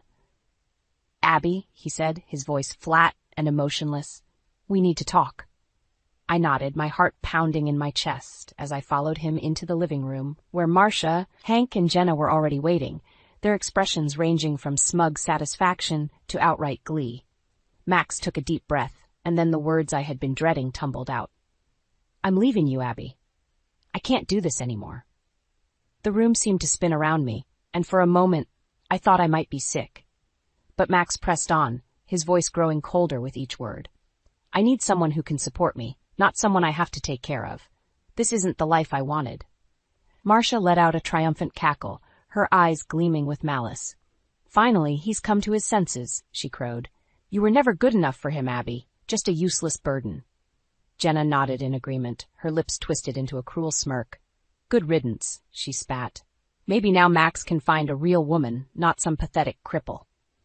I opened my mouth to protest, to beg Max to reconsider, but the words died in my throat. What was the point? It was clear that his mind was made up, that he had been poisoned by the toxic influence of his family. Carla, bless her soul, tried to intervene, her voice trembling with barely contained fury. "How dare you speak to her like that?" she snarled, her eyes blazing with righteous anger. "Abby is 10 times the person any of you will ever be." But her words fell on deaf ears, drowned out by the chorus of cruel laughter that echoed through the room. In that moment, something inside me shifted. The pain, the anguish, the endless torment, it all crystallized into a burning resolve, a determination to break free from this toxic cycle of abuse once and for all. I looked at Max, my heart hardening with each passing second. "Fine," I said, my voice surprisingly steady. "If that's how you really feel, then I'm leaving." Marcia's laughter died in her throat, her eyes widening in surprise. "What did you say?" she spluttered, her face flushing an ugly shade of red. But I was done cowering, done being the victim. "You heard me," I said, my voice ringing with newfound strength. "I'm leaving this poisonous environment, and I'm never coming back." Jenna opened her mouth to protest, but I cut her off with a sharp glare. "Save it," I snapped. "I'm done listening to your pathetic attempts at tearing me down. I'm stronger than all of you combined, and it's time I started living my life on my own terms." With that, I turned and wheeled myself out of the room, my heart pounding with a mixture of fear and exhilaration. Carla fell into step beside me, her eyes shining with pride and admiration. "I've never been more proud of you, Abby," she said, her voice thick with emotion. "You're finally free." And as we left that toxic house behind, I knew that she was right. The road ahead would be long and difficult, but for the first time in years, I felt a weight lifted from my shoulders. I was free, and nothing, not Max, not Marcia, not anyone, was ever going to hold me back again. The crisp mountain air filled my lungs as Carla and I pulled up to the lakeside cabin I had inherited from my parents. It was a rustic yet cozy retreat nestled among towering pines and overlooking a pristine body of water that sparkled like diamonds in the morning sun. As I wheeled myself onto the porch, taking in the breathtaking scenery, I felt a weight lift from my shoulders, a weight I hadn't even realized I'd been carrying until that moment. "Welcome home, Abby," Carla said, her voice warm and filled with pride. "This is where you're meant to be." And she was right. From the moment we stepped inside, I knew that this place, this haven, was exactly what I needed to start my new life, to finally break free from the shackles of Max's toxic family and their endless cruelty. The cabin was a blank canvas, just waiting for me to make it my own. And with Carla's help, that's exactly what we did. We transformed the spacious living area into a stunning studio, with large windows that flooded the space with natural light and offered breathtaking views of the lake. Carla helped me set up my easels and organize my supplies, her keen eye for detail ensuring that every aspect of the space was perfectly tailored to my needs. "This is your domain, Abby," she said, her eyes shining with excitement. "A place where you can create without limits, without anyone holding you back." And create I did. With each stroke of my brush, I poured my heart and soul onto the canvas, channeling the pain and anguish of my past into vibrant, emotive pieces that seemed to come alive before my very eyes. Carla was my constant companion, offering encouragement and support every step of the way. "Your talent is inspiring, Abby," she would say, her eyes filled with admiration. "The world needs to see it." And so, with her help, I began to build my portfolio, showcasing my work online and in local galleries. At first, the response was modest, but as word of my talent spread, the commissions began to pour in. Before long, I was able to support myself entirely through my art, a feat I had once thought impossible. But more than just financial independence, my success brought with it a sense of empowerment and validation that I had been sorely lacking in my life. No longer was I the useless burden that Max's family had so cruelly labeled me. I was a thriving artist, a woman in control of her own destiny, and nothing, not their cruelty, not their disdain, could ever take that away from me. As the months passed, I found myself growing stronger, more confident, and more sure of myself than I had ever been before. The peaceful surroundings of the cabin, coupled with Carla's unwavering support, had become a sanctuary, a place where I could heal, both physically and emotionally. And yet, even as I basked in my newfound freedom and success, a part of me couldn't help but wonder about the family I had left behind. What had become of Max and his toxic brood? Had they continued to wallow in their own bitterness and resentment, or had my departure forced them to confront the ugliness of their actions? I tried not to dwell on those thoughts, focusing instead on the present and the bright future that stretched out before me. But deep down, I knew that one day I would have to face them again, if not for my own sake, then for the sake of the countless others who had suffered at their hands. And when that day came, I vowed to be ready, my newfound strength and resilience a shield against their cruelty and a beacon of hope for anyone who had ever felt the sting of their malice. For now, though, I was content to simply revel in my newfound independence, surrounded by the beauty of nature and the warmth of Carla's friendship. This was my life now, and no one, not Max, not Marcia, not anyone, was ever going to take that away from me again. Life at the lakeside cabin was everything I had dreamed of and more. The peace and tranquility of the surroundings provided the perfect backdrop for my art, and with each passing day, I felt myself growing stronger, more confident, and more in control of my own destiny. Carla was a constant source of support and encouragement, her unwavering belief in me fueling my determination to succeed. Together, we had created a haven, a place where I could thrive, free from the toxic influence of Max's family and their endless cruelty. But even as I basked in my newfound independence, the ghosts of my past refused to stay buried.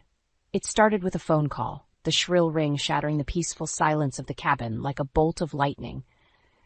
I glanced at the caller ID and felt my heart sink. It was Marcia, no doubt calling to unleash another torrent of abuse and vitriol. Without a second thought, I let it go to voicemail, refusing to let her poison seep back into my life. But the calls kept coming, day after day, week after week, each one more insistent than the last.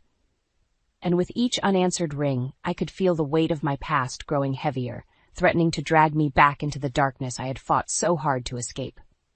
Finally, one day, as the phone rang for what felt like the 100th time, something inside me snapped.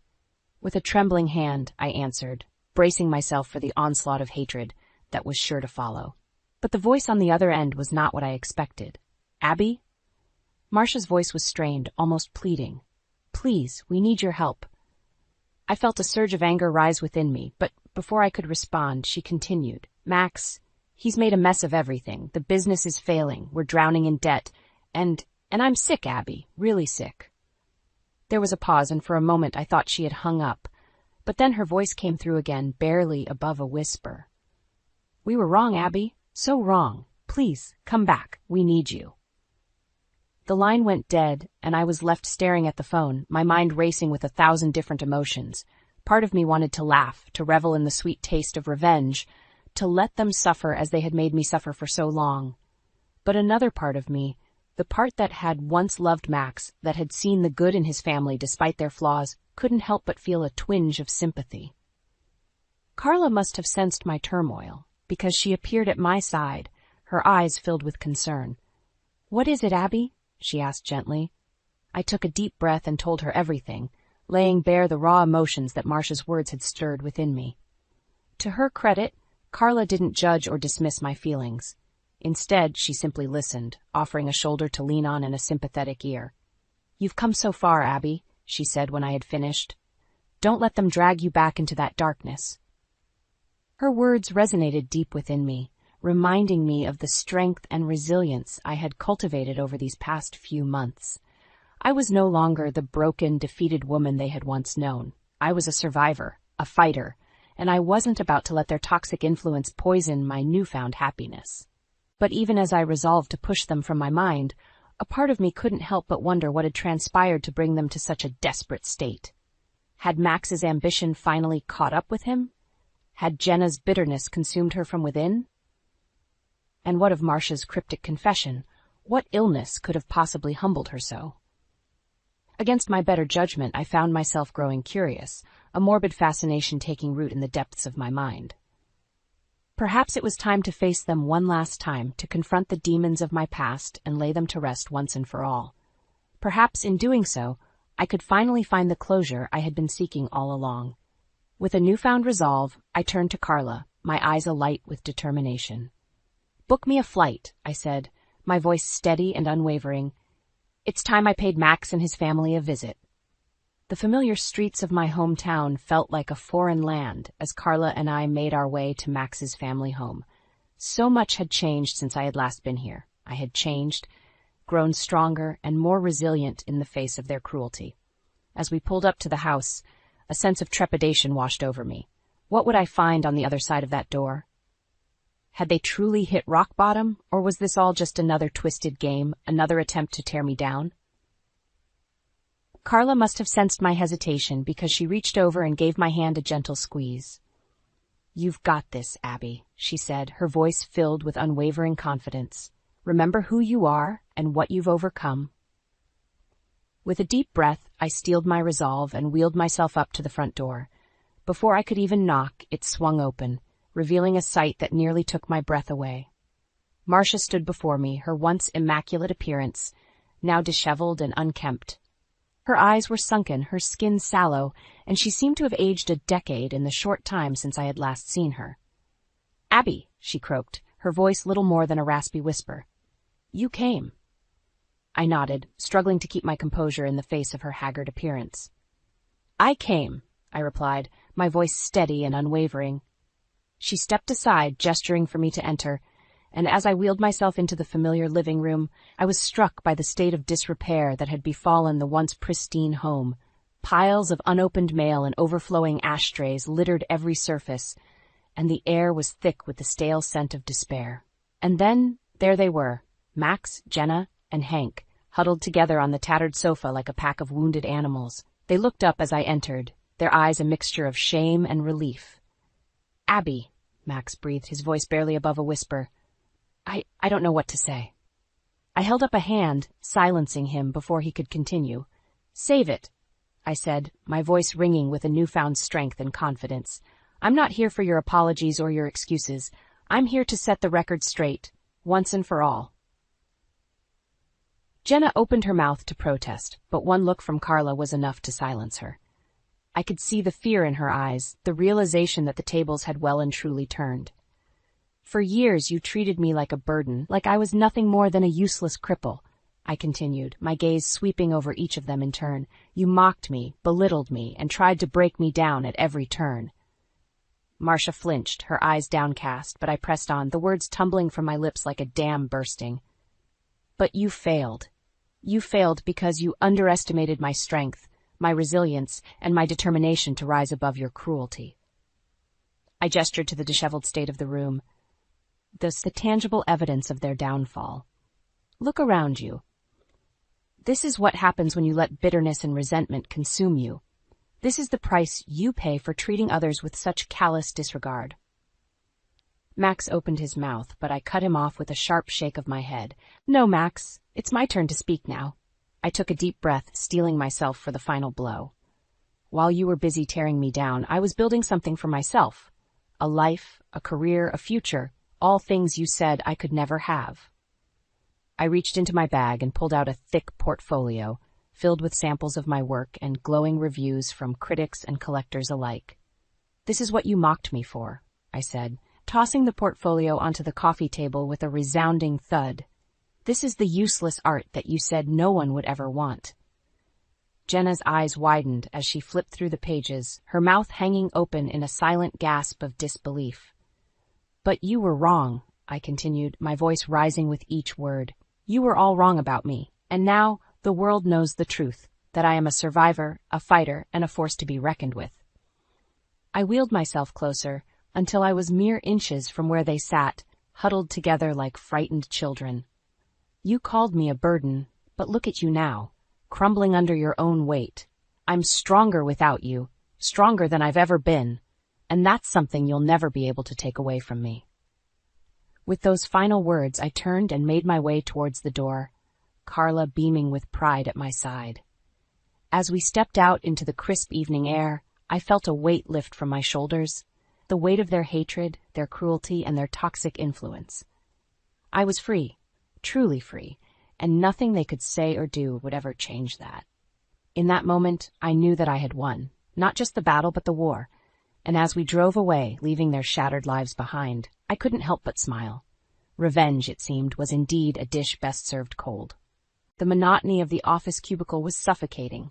I stared blankly at the spreadsheet on my computer, trying to muster the energy to care about the numbers dancing across the screen. Just another day, another grueling marathon of data entry and analysis. "Earth to Jessa," Marie's voice jarred me from my trance. My best friend leaned against the cubicle wall, her vibrant red hair and infectious smile a stark contrast to the drab office surroundings. "Hey, Marie," I replied, plastering on a half-hearted grin. "What's up? What's up?" She scoffed playfully. "Girl, you've been cooped up in this place for way too long. If you don't come out with us this weekend, I swear I'll drag you out myself." I sighed, knowing full well that Marie's threats were never idle. "Come on, you know I have this big project at work. The numbers won't crunch themselves." Marie rolled her eyes dramatically. "Work can wait. This is about living a little. Plus, I've heard there's someone you need to meet." My curiosity piqued despite my initial reluctance. Marie had a knack for sniffing out potential romantic interests, and her matchmaking skills were legendary. All right, you win. I'll come out this weekend." Her face lit up like a kid on Christmas morning. "That's my girl. Trust me, Jess. This one's going to be special." Little did I know how prophetic those words would prove to be. The weekend arrived, and Marie whisked me away to a local lake where our group of friends had rented boats for the day. As I stepped onto the dock, the warm sun kissed my skin, and the gentle breeze carried the scent of freedom. For a few precious hours, I allowed myself to shed the shackles of my routine and simply exist in the moment.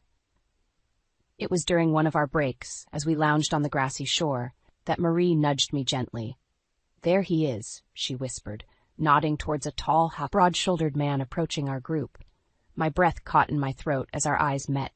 His smile was disarming, his gaze intense yet inviting. "So you're the esteemed accountant, Jessa?" he said, his voice rich and melodic. Suddenly self-conscious, I tucked a stray strand of hair behind my ear.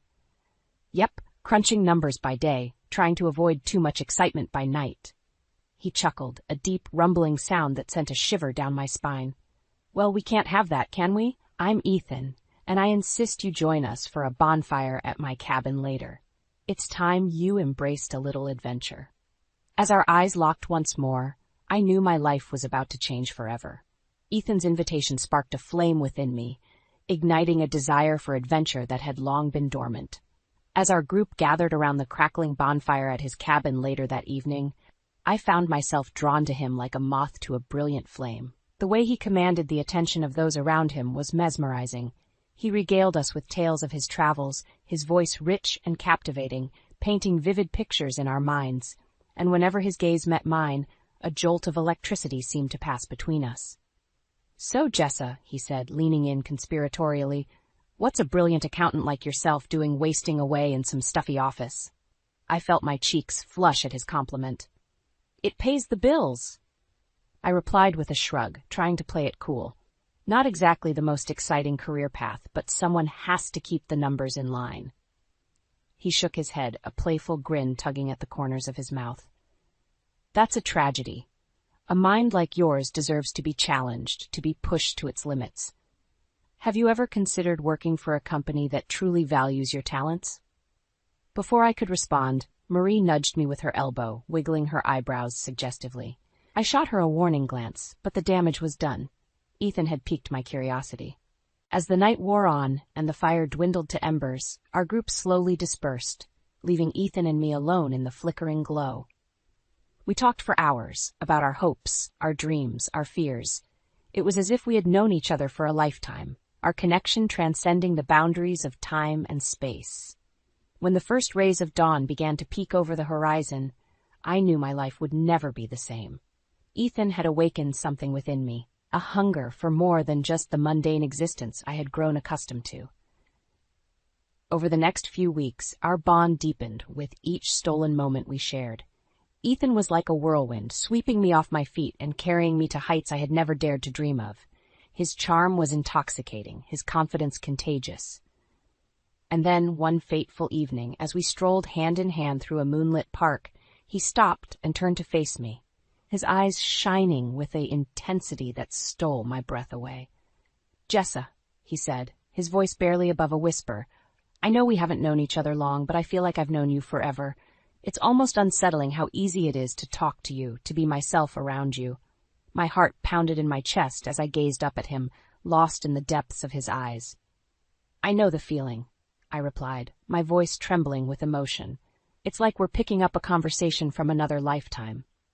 And with those words, he pulled me close, his lips crashing against mine in a kiss that set my very soul ablaze. In that moment, I knew that no matter what the future held, my life would never be the same. Little did I know just how true those words would prove to be. From that fateful night in the park, my relationship with Ethan progressed at a dizzying pace. It was as if we were making up for lost time, desperate to cram a lifetime of moments into every fleeting second we spent together.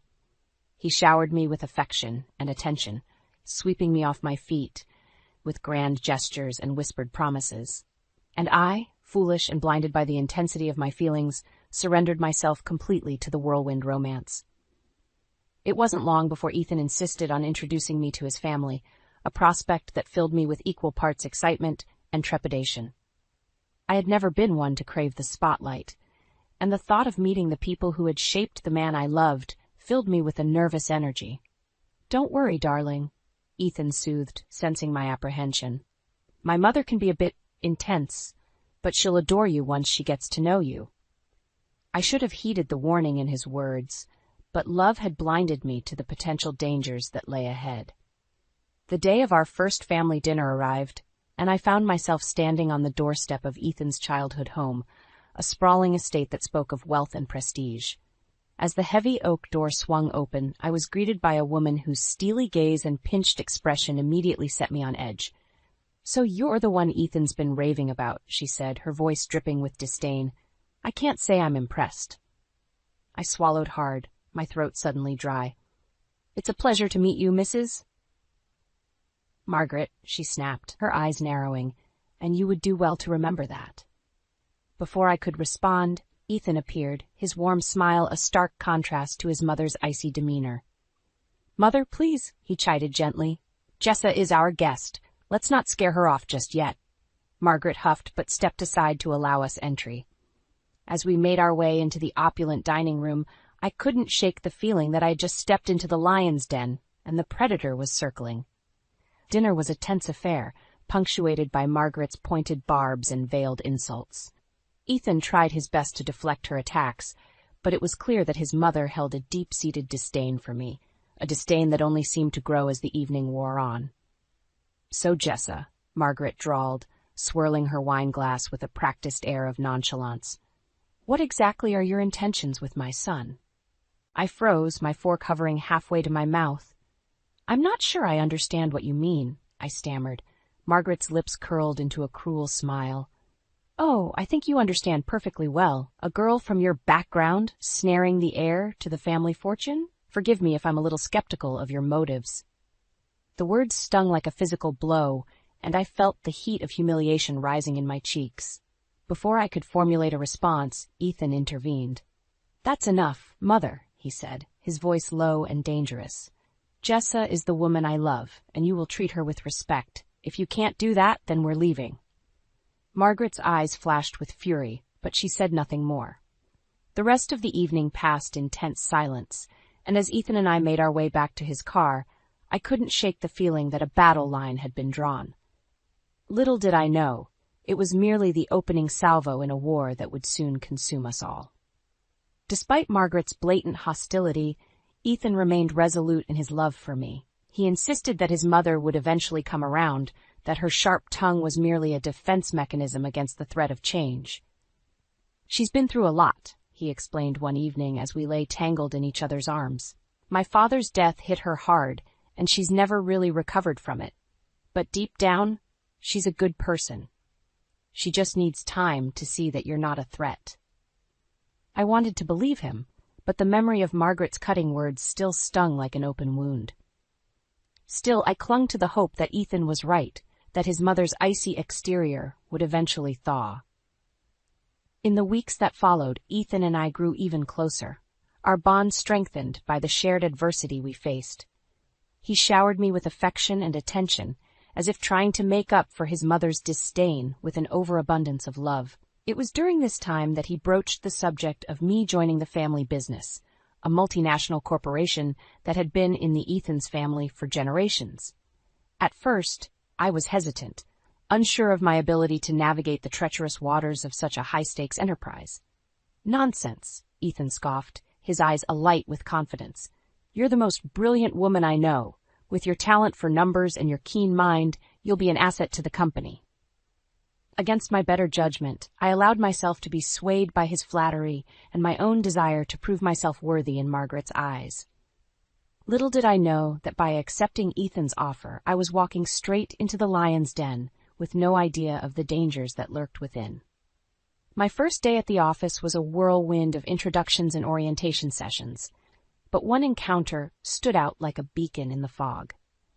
As I was being shown to my new workspace, a stunning woman with raven hair and piercing green eyes strode past, her gaze lingering on me for a fraction of a second too long. "That's Vanessa," my guide whispered, his voice tinged with a mixture of awe and trepidation. "She's the new hotshot executive Margaret brought in from overseas. Word is, she's a real shark in the boardroom." I brushed off the warning, too caught up in the excitement of my new position to pay much heed to office gossip. Little did I know that Vanessa would soon become the catalyst for a chain of events that would threaten to tear my world apart. As the weeks turned into months, I threw myself into my work, determined to prove my worth to Margaret and earn her grudging respect. But no matter how hard I toiled, no matter how many late nights I spent poring over spreadsheets and financial reports, her disdain for me never wavered. "This isn't some backyard budget you're playing with," she would snap, her eyes narrowed in contempt. "This is our legacy, and I won't have some upstart accountant jeopardizing everything my family has built." Her words stung, but I refused to let them deter me. I was convinced that if I could just prove my value to the company, Margaret would eventually see me as more than just a gold-digging interloper. Little did I know that Vanessa's presence was about to throw a wrench into my carefully laid plans. As the months rolled by, I found myself increasingly entangled in the web of office politics and power struggles that seemed to permeate every corner of the company. Margaret's disdain for me only grew more palpable, and I couldn't shake the feeling that she was actively working against me, undermining my efforts at every turn. It was during this tumultuous time that Vanessa began to make her presence felt. At first, it was subtle, a lingering glance in the hallway, a casual brush of the arm as we passed each other in the break room, but soon her behavior became more brazen, more overt. "Jessa, darling," she would purr, her voice dripping with saccharine sweetness. "Have you had a chance to review those quarterly projections I sent over? I'd love to get your thoughts." Caught off guard by her sudden familiarity, I would stumble through a response, my cheeks flushing with a mixture of embarrassment and confusion. Vanessa seemed to revel in my discomfort, her emerald eyes sparkling with a predatory gleam. As the weeks wore on, her advances grew bolder, her touches more lingering, her innuendos more thinly veiled. And all the while I couldn't shake the feeling that she was toying with me, playing some twisted game whose rules I couldn't begin to fathom. Ethan, bless his heart, remained oblivious to the rising tension between Vanessa and me. Whenever I tried to broach the subject, he would wave it off with a dismissive chuckle. "You're imagining things, darling," he would say, pulling me close and planting a kiss on my forehead. "Vanessa's just a bit intense. It's all part of her charm." But I knew better. There was nothing charming about the way Vanessa's gaze would linger on Ethan whenever we were together, her eyes raking over his form with barely disguised hunger. It was a look I had seen before, a look that spoke of desire and ambition, a dangerous combination. Still, I tried to push my misgivings aside, convincing myself that I was simply being paranoid. Ethan loved me, and that was all that mattered. Or so I thought. It all came to a head one fateful evening when Ethan and I were working late at the office, poring over financial reports in preparation for an upcoming board meeting. We were the only ones left in the building, or so I thought. As I stepped out of Ethan's office to use the restroom, I heard a sound that stopped me dead in my tracks. The unmistakable sound of muffled laughter followed by a low, throaty moan.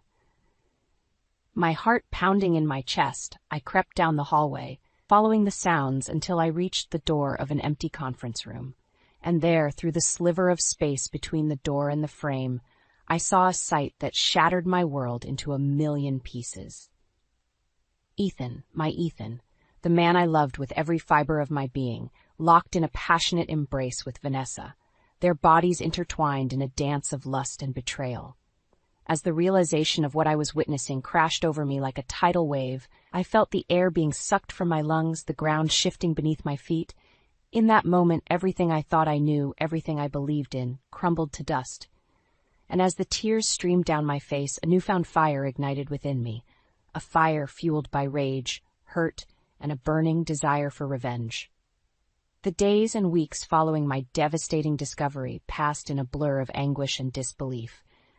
I tried to confront Ethan about what I had witnessed, but he brushed off my concerns with a wave of his hand and a reassuring smile that no longer held any warmth. "You're imagining things, Jessa," he would say, his voice dripping with condescension. "It's just work stress getting to you. You know how Vanessa can be, all that intensity and ambition. It's nothing to worry about." But I knew better. I had seen the truth with my own eyes, and no amount of placating words or empty promises could erase the image of Ethan and Vanessa's betrayal from my mind. As the tension between us mounted, Ethan grew more distant, spending longer hours at the office and finding excuses to avoid me.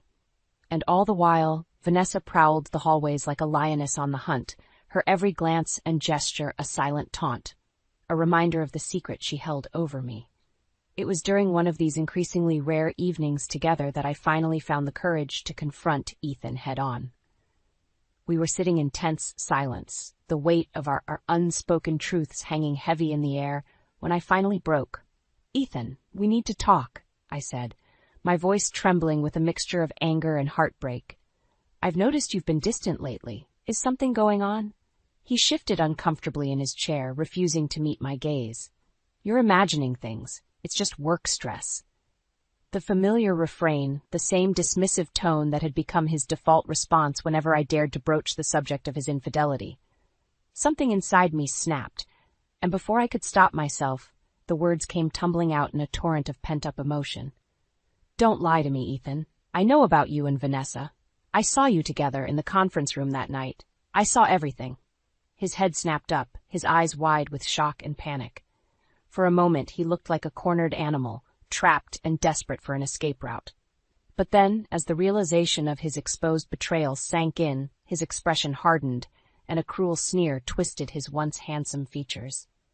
"So, you finally found out," he said, his voice dripping with disdain.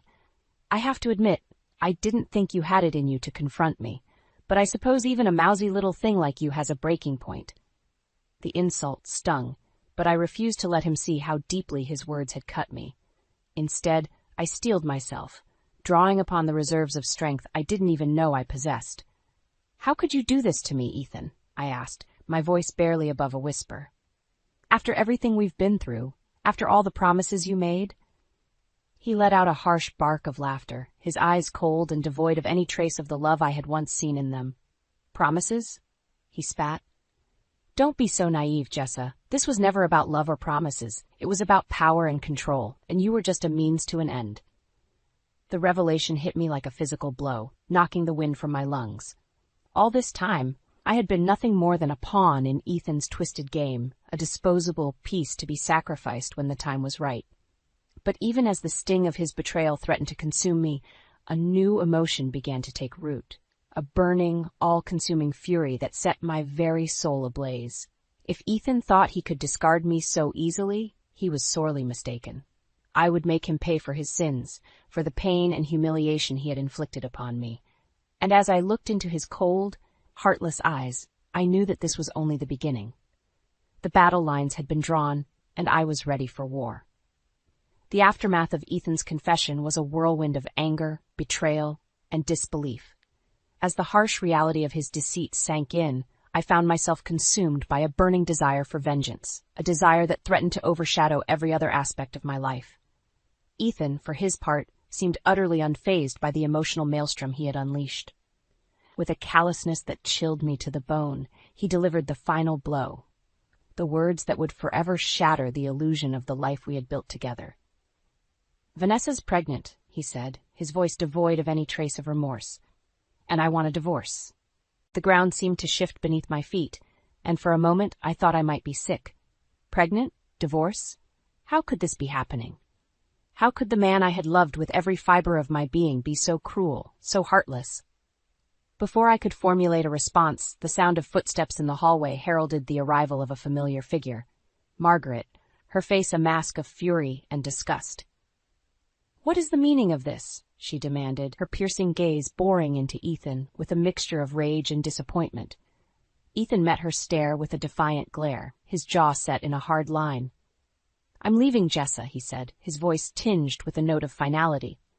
"Vanessa is carrying my child, and I want to be with her." Margaret's eyes widened in shock, her lips parting in a silent gasp of disbelief. For a moment, she looked as though she might crumple to the floor, the weight of Ethan's betrayal too much to bear. But then, something seemed to shift within her, a steely resolve hardening her features. She turned her gaze towards me, and for the first time I saw something other than disdain in her eyes. A flicker of respect, perhaps even empathy. "This is unthinkable," she hissed, her voice trembling with barely contained fury. "You have shamed this family, Ethan. You are no longer welcome in this company or in our lives." Ethan's eyes narrowed, his lips curling into a sneer. "You can't do this, Mother. This is my company, my legacy." "Your legacy?" Margaret spat, her words dripping with contempt. "You have squandered your legacy, boy. You have thrown it all away for a fleeting dalliance with that woman." Her gaze flickered towards me, and for a brief moment I saw something akin to regret in her eyes. "I never wanted this, Jessa," she said, her voice softening ever so slightly. "But he has left me no choice. We do what must be done." And just like that, a fragile alliance was forged, an unlikely partnership born from the ashes of betrayal and heartbreak. Margaret and I, two women united by a common enemy and a burning desire for justice. As Ethan stormed out of the room, his parting words a bitter promise of retaliation, I felt a newfound sense of purpose coursing through my veins. The battle had been joined, and I was determined to emerge victorious, no matter the cost. Little did I know that the road ahead would be fraught with danger and deception, a twisted labyrinth of lies and manipulation that would test the very limits of my resolve. But in that moment, fueled by the fire of Margaret's righteous fury and my own thirst for vengeance, I was ready to face whatever challenges lay ahead. The war had begun, and I would stop at nothing to ensure that Ethan and Vanessa paid for their sins. In the days and weeks that followed Ethan's explosive confession, Margaret and I forged an unlikely alliance, bound by our shared desire for vengeance against those who had wronged us. Despite our rocky history, we found common ground in our anger and determination to see justice served.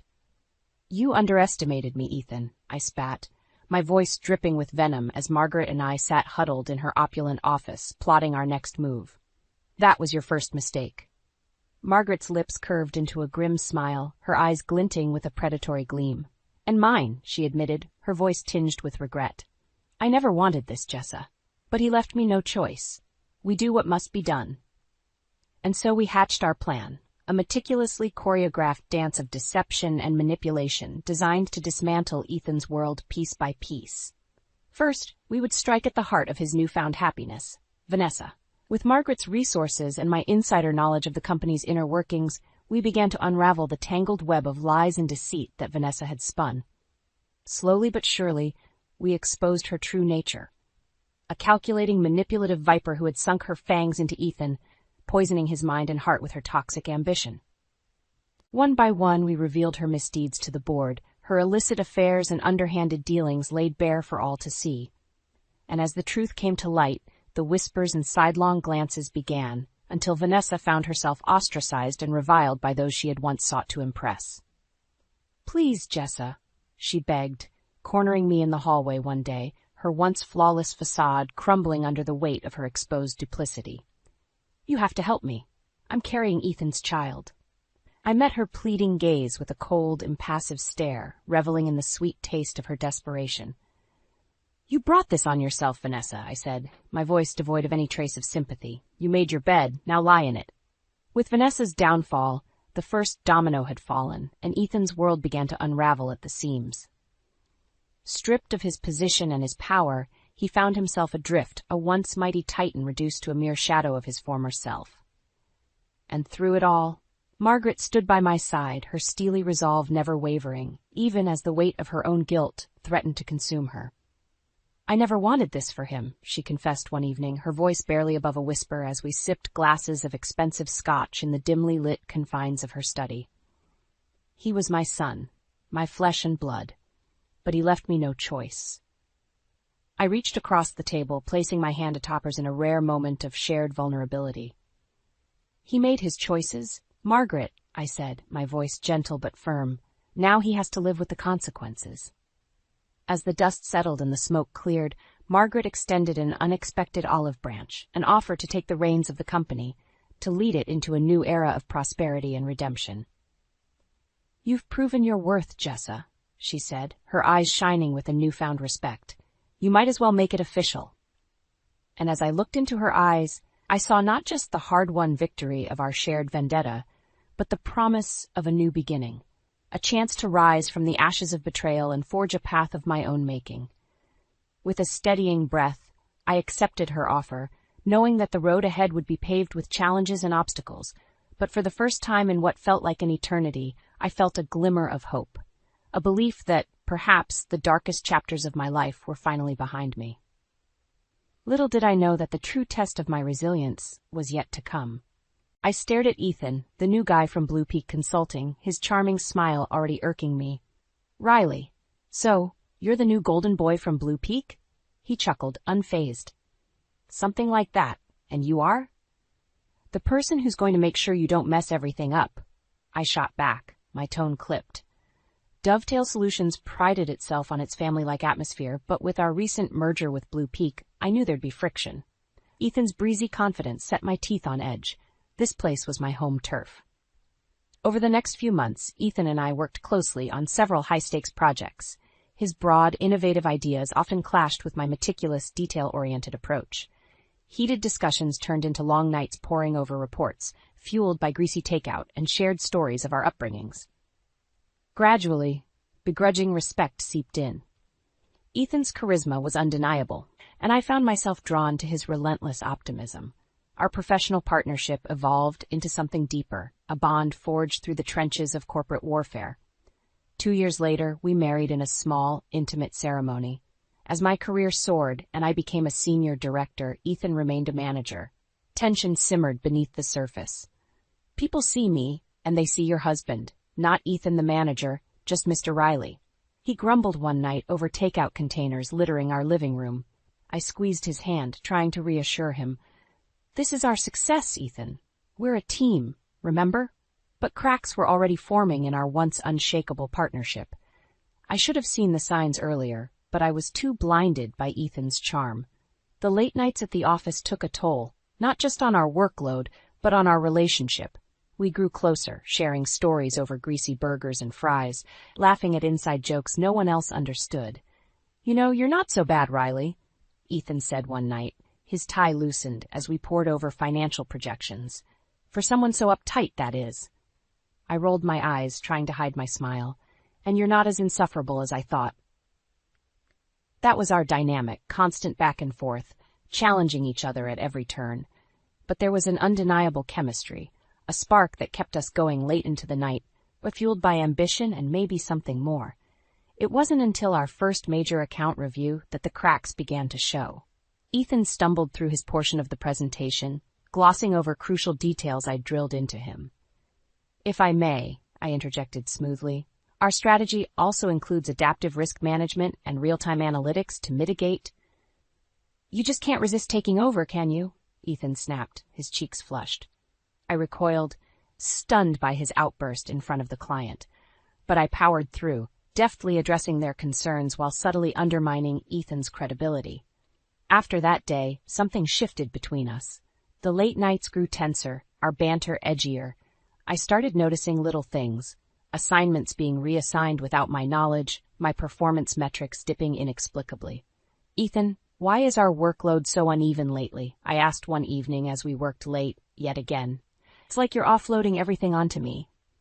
He shrugged, not meeting my gaze. "We're a team, right? What's mine is yours." But I knew there was more to it, so I started digging, combing through reports and client feedback. And what I found made my blood run cold. A systematic pattern of my top clients being redirected to Ethan's accounts. The evidence was damning: emails with my forged signature, spreadsheets manipulated to boost his numbers at my expense. I confronted him, anger and hurt swirling within me. "Explain this," I demanded, slamming the stack of documents on his desk. "Why are my clients suddenly being assigned to your team without my consent?"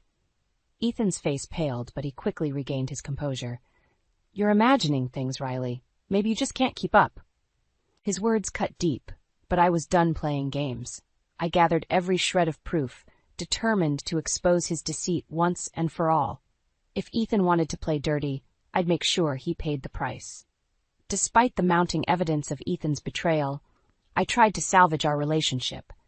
Maybe it was denial or foolish hope that the man I'd fallen for was still in there somewhere. But I refused to give up without a fight. We went to counseling, where I laid everything out: the forged documents, the reassigned clients, the plummeting metrics. Ethan admitted to feeling overshadowed by my success, but swore it was a momentary lapse in judgment. "I'm so sorry, Riley," he said, his eyes brimming with tears. "You have to believe me. It'll never happen again." Against my better judgment, I wanted to trust him. We renewed our vows in a small ceremony, promising to rebuild our partnership on a foundation of honesty and mutual respect. For a while, things seemed better.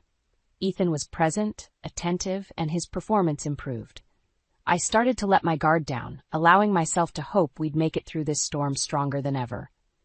Then the unthinkable happened. I was passed over for a senior director role I'd been grooming for.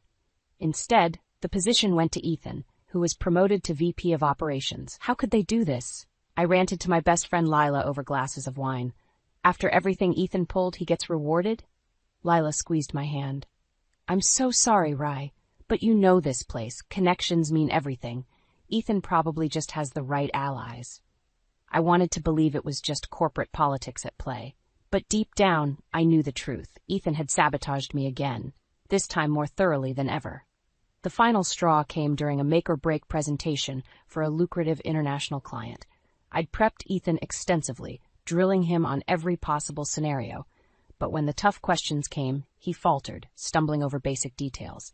"If I may," I interjected smoothly, shooting him a pointed look, "our adaptive analytics platform is designed to provide real-time insights, mitigating risks, and—" "Enough, Riley," Ethan exploded, his face flushed with rage. "I've got this." But it was clear to everyone in that room that he didn't. The client rep, Jessica Marshall, leveled a withering gaze at him. "Mr. Bennett, it seems you're struggling with the fundamentals here. Perhaps we should reconvene when you're better prepared." As they filed out, Ethan turned on me, his eyes blazing with fury. "Happy now? You just couldn't let me have this one moment, could you?" I met his glare, my own anger simmering. "You brought this on yourself, Ethan. I tried to help you, but you were too arrogant and insecure to listen." His face contorted with rage, and for a split second, I wondered if he might strike me. But he just shook his head in disgust and stormed out, leaving me alone to clean up his mess once again. After the disastrous presentation, things only got worse between Ethan and me. We could barely be in the same room without tensions flaring. What little remained of our marriage had withered, poisoned by resentment and mistrust. But I refused to back down at work. I poured myself into my projects, determined to prove my worth and reclaim the success Ethan had tried to steal from me. Late nights at the office became the norm as I immersed myself in analytics reports and client strategy sessions. Lila noticed the strain immediately. "Ree, you look like hell. When's the last time you got a decent night's sleep?" I waved her off, chugging another venti latte. "I'm fine, just working hard to get back on track." Her brow furrowed with concern. "Is this about Ethan's promotion? Because you know that was a total sham, right?" I forced a tight smile. "Don't worry about me. I've got this under control." But I didn't have it under control. Not at all. No matter how hard I worked, how many extra hours I put in, my performance metrics kept plummeting. Crucial clients and high-profile projects were being systematically reassigned to Ethan's team without my knowledge. One night, as I burned the midnight oil updating financial models, an email notification pinged on my laptop.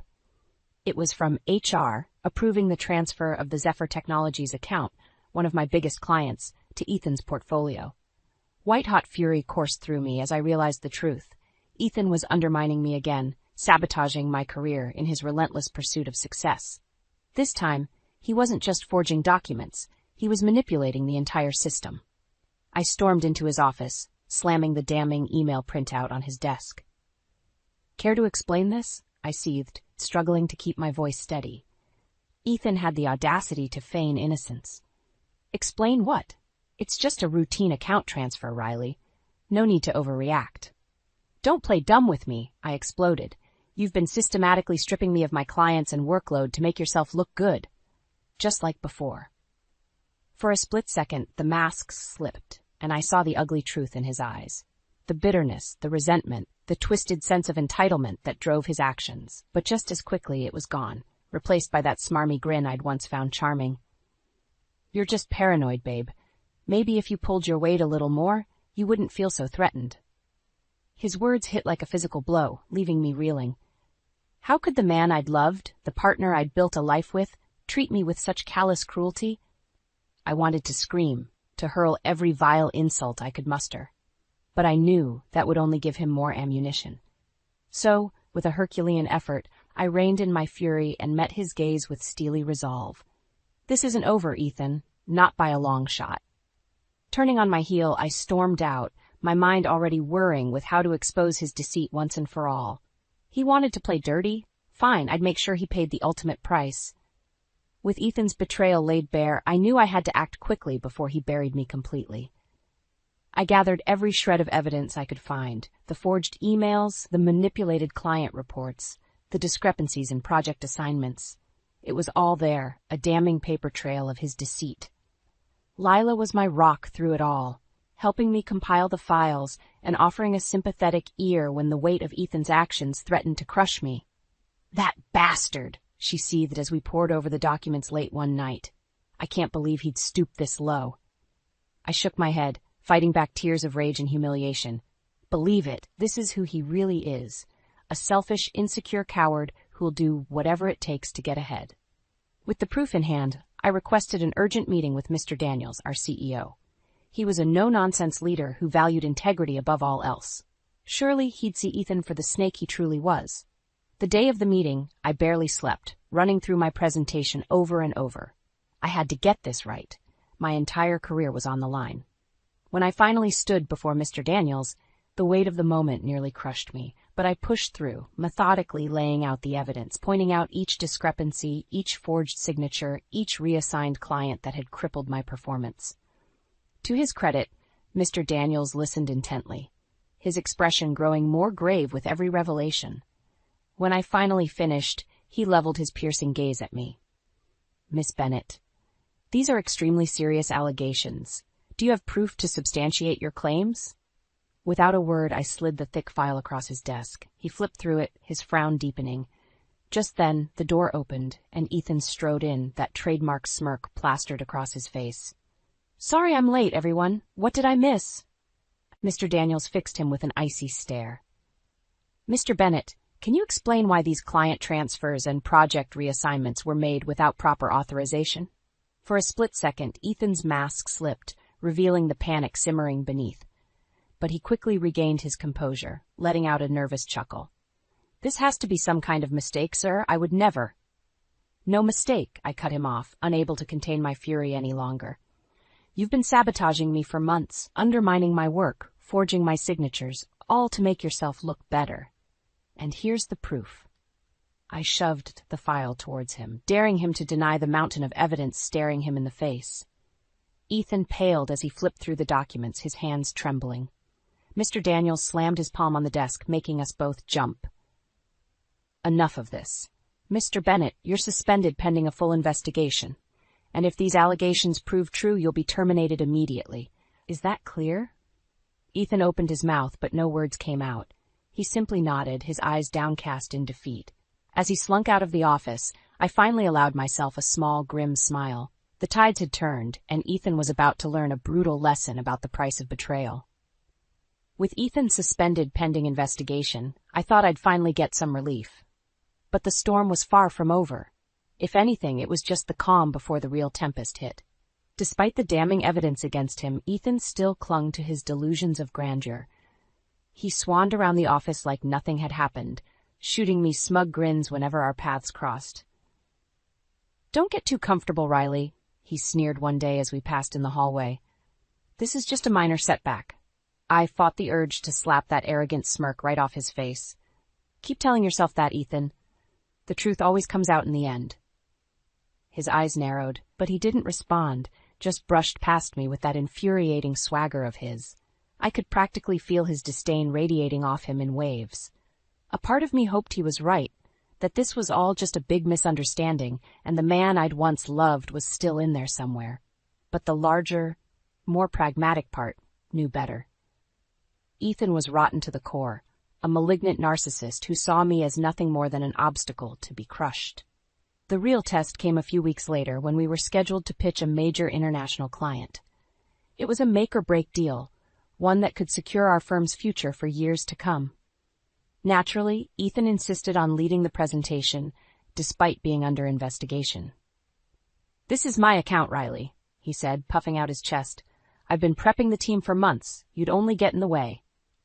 I wanted to protest, to point out how he'd fumbled the last major client meeting. But Mr. Daniels had made it clear we needed to put on a united front, at least until the investigation concluded. So I gritted my teeth and let Ethan take the lead, prepping him extensively on every possible scenario and objection. Maybe, just maybe, he'd finally get it right this time. The day of the presentation, I could sense the tension as soon as we entered the conference room.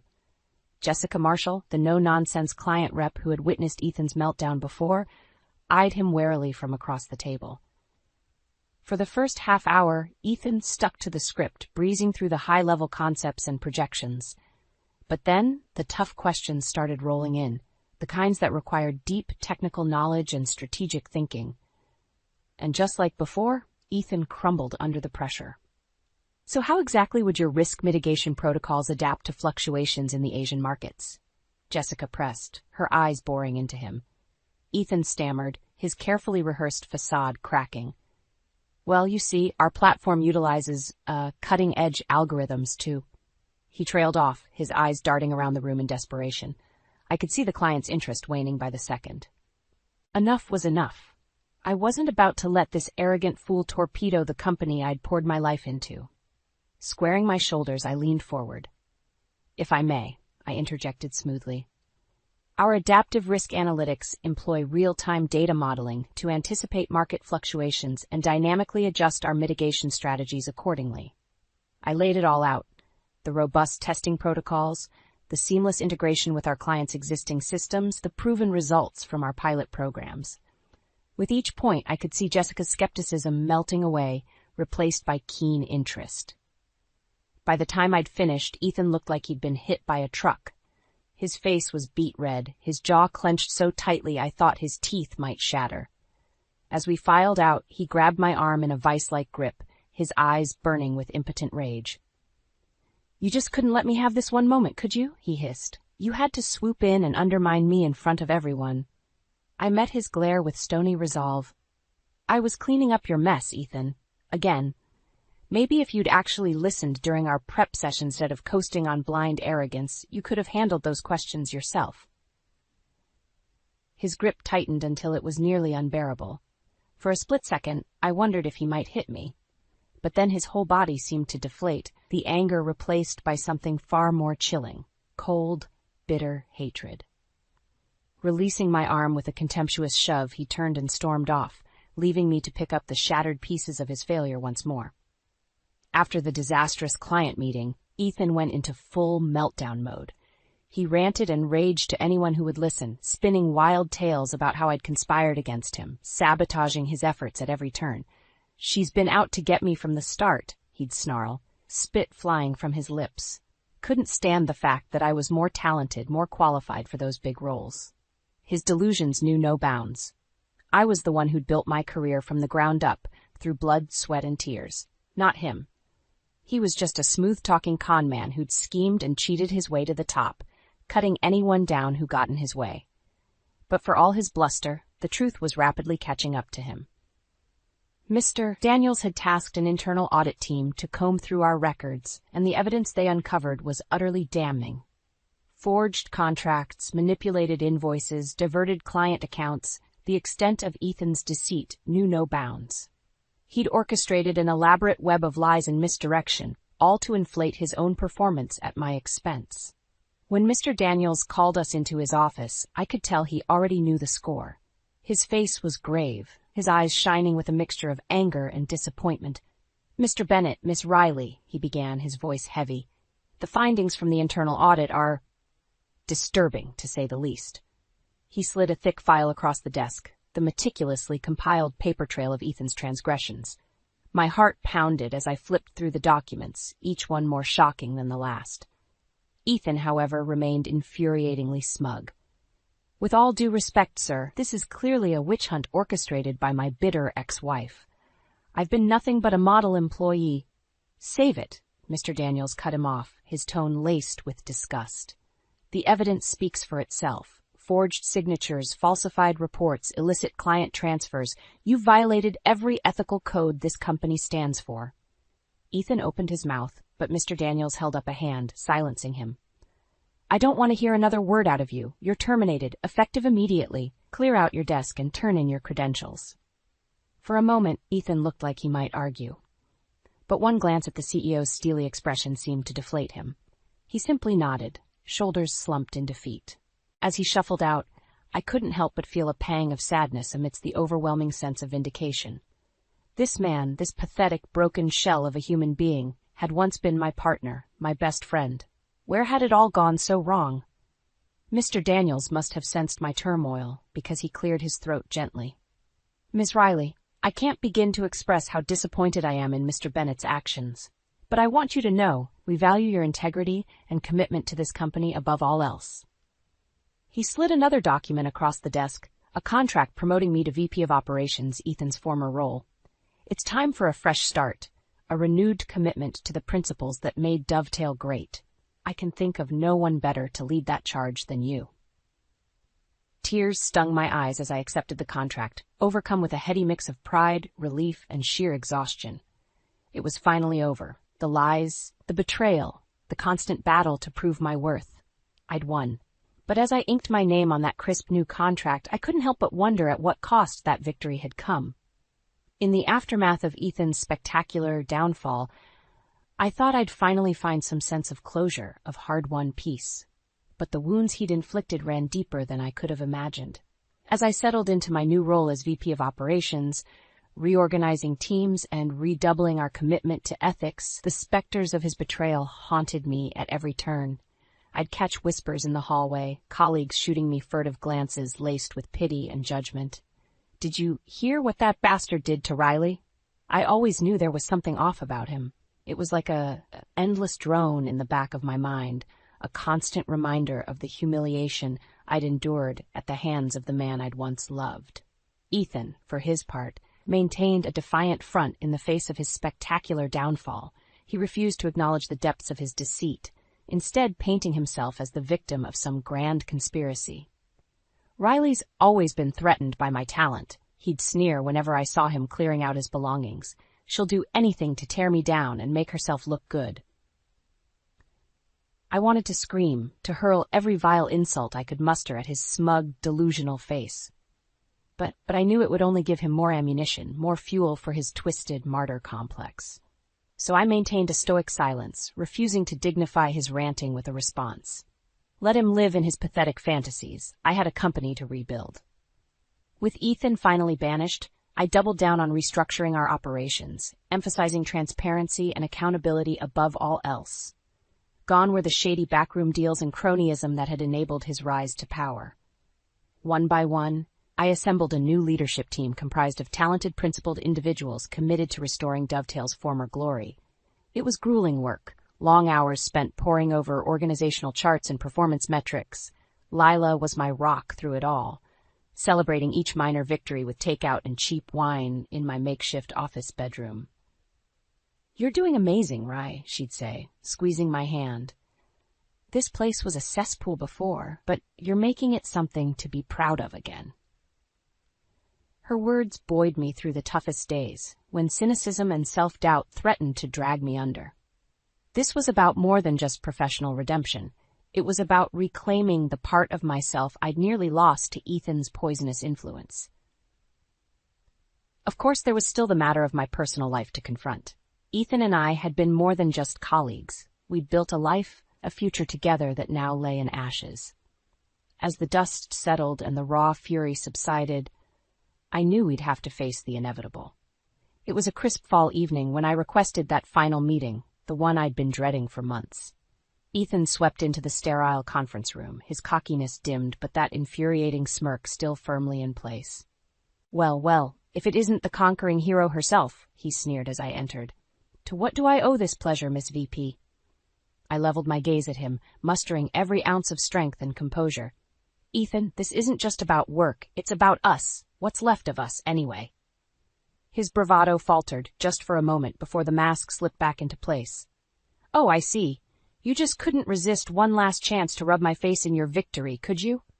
I shook my head, suddenly bone-weary from the weight of it all. "You still don't get it, do you?" I said softly. "This was never about winning or losing. It was about trust, Ethan, and after everything you've done, that trust is broken beyond repair." For a fleeting instant, I saw a flicker of something in his eyes. Regret, maybe, or a glimmer of the man I'd once adored peeking through the ruins, but it was gone in a blink, smothered by that impenetrable veil of ego and denial. "Is that really what you think?" he muttered, unable to meet my gaze. "You know what? Don't answer that."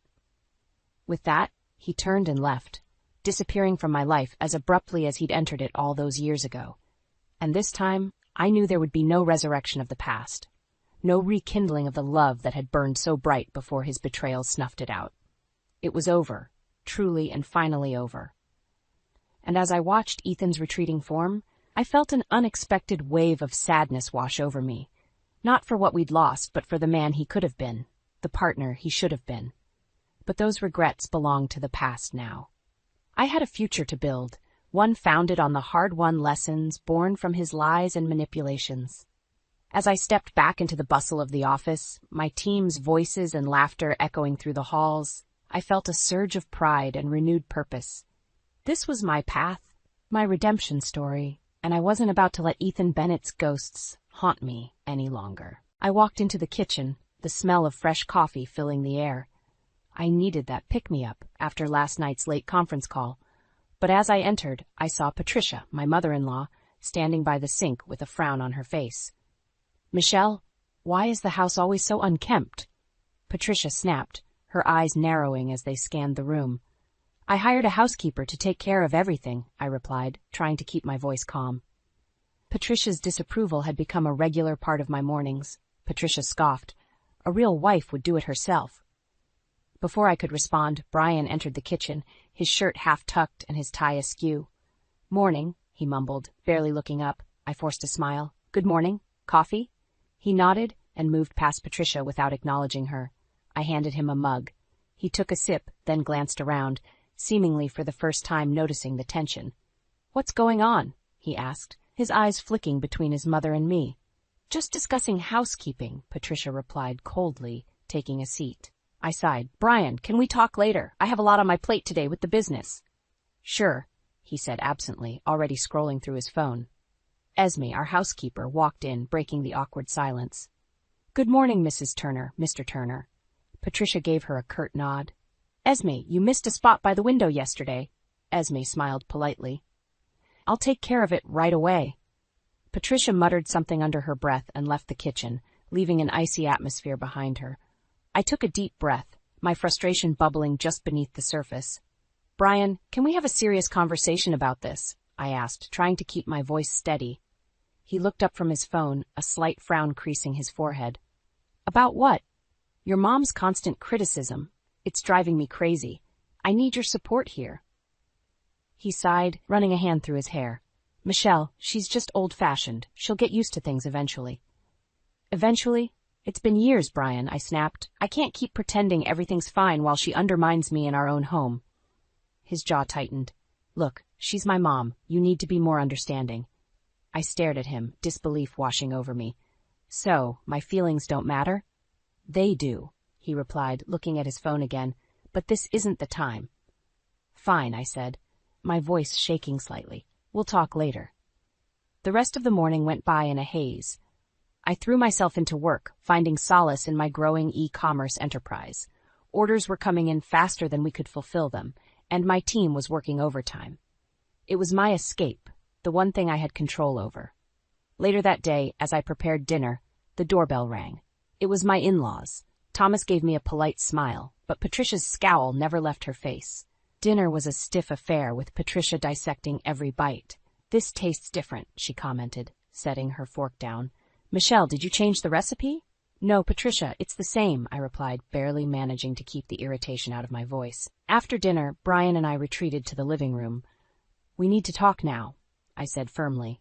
He sighed. "Michelle, I'm exhausted. Can we do this another time?" "No, Brian, we need to figure this out. This tension isn't sustainable." He finally looked at me, and for a moment I saw a flash of the man I'd married. Caring, attentive, but it faded quickly. "Fine," he said, "but I can't promise things will change." I nodded, feeling a mix of resolve and heartbreak. "We'll see." As I lay in bed that night, I couldn't shake the feeling that this was just the beginning. The seeds of discord had been planted, and I could only hope we could find a way to uproot them before they choked out what was left of our marriage. The next morning started with a hum of activity. I was in the midst of packing orders, the familiar rhythm of taping and labeling boxes giving me a sense of peace. Esme worked quietly in the background, tidying up the living room. Suddenly, Patricia barreled into my office. "Michelle," her voice was sharp, "the yard looks atrocious. When are you planning to do some gardening?" I barely looked up from my work. "I have a landscaper scheduled for tomorrow." "Why can't you just do it yourself?" "Patricia, I have a business to run. That's why we hire help." She huffed, crossing her arms. "Well, a good wife would manage both." I clenched my jaw, willing myself to stay calm. "I am managing both, just in a different way." Before she could respond, the front door opened and Brian walked in earlier than usual. "Brian," Patricia called out, her tone instantly softening. "Look at this mess. Doesn't it bother you?" Brian glanced at the unassembled boxes and packing materials strewn across my office. "It's just temporary," he said dismissively. "Michelle's business is doing well." Patricia turned to me, her eyes blazing. "So this is more important than your home? Your husband?" "Mom, please stop," Brian interrupted, sounding tired. "We've talked about this." Patricia's lips pressed into a thin line. "Have you? Doesn't seem like much has changed." With that, she stormed out, leaving a heavy silence in her wake. Brian turned to me, exasperation evident on his face. "Michelle, I need you to work with me on this." "I'm trying, Brian, but she's impossible to please." He sighed, rubbing his temples. "I know it's hard. Just keep trying." The next few days followed a similar pattern. Patricia's disapproval was a constant shadow. One evening, as Brian and I prepared for dinner, I hesitated before broaching a sensitive subject. Brian, are you sure your parents don't have anywhere else to stay? He looked up from the casserole dish. Michelle, they're family. We can't just ask them to leave. But it's causing so much tension. It's affecting us. He shook his head. They're not going anywhere. We just have to find a way to get along. Dinner was another tense affair. Patricia criticized everything from the flavor of the soup to the way the table was set. Thomas remained mostly silent, occasionally nodding in agreement with his wife. After dinner, as Brian and I cleaned up, I finally let my frustration show. This can't go on, Brian. We're all miserable. He turned to me, a rare anger in his eyes. What do you want me to do, Michelle? Throw them out on the street? No, but we need boundaries. Your mom can't keep attacking me in our own home. He threw the dish towel down. I'm doing the best I can, all right? Maybe if you tried harder, she'd back off. His words cut deep. I felt a mix of anger and sadness. Fine, I said quietly. I'll keep trying. The next morning, Esme was cleaning the guest bathroom when Patricia approached her. Esme, you missed the spot behind the toilet again. Esme's shoulders stiffened. I'll get it right away, Mrs. Turner. See that you do, Patricia snapped, turning on her heel and sending a cold glance my way. I clenched my fists, the urge to defend Esme strong, but I knew it would only result in more conflict. Brian's words from the night before echoed in my mind. Maybe if you tried harder, she'd back off. But a small, stubborn part of me doubted that anything I did would ever be good enough. As I tackled the day's work, I could feel the heavy weight of family tension pressing down on me. The whispers of disapproval from Patricia and the silent judgments from Thomas were suffocating. But there was no turning back. I had too much at stake to let their negativity derail me.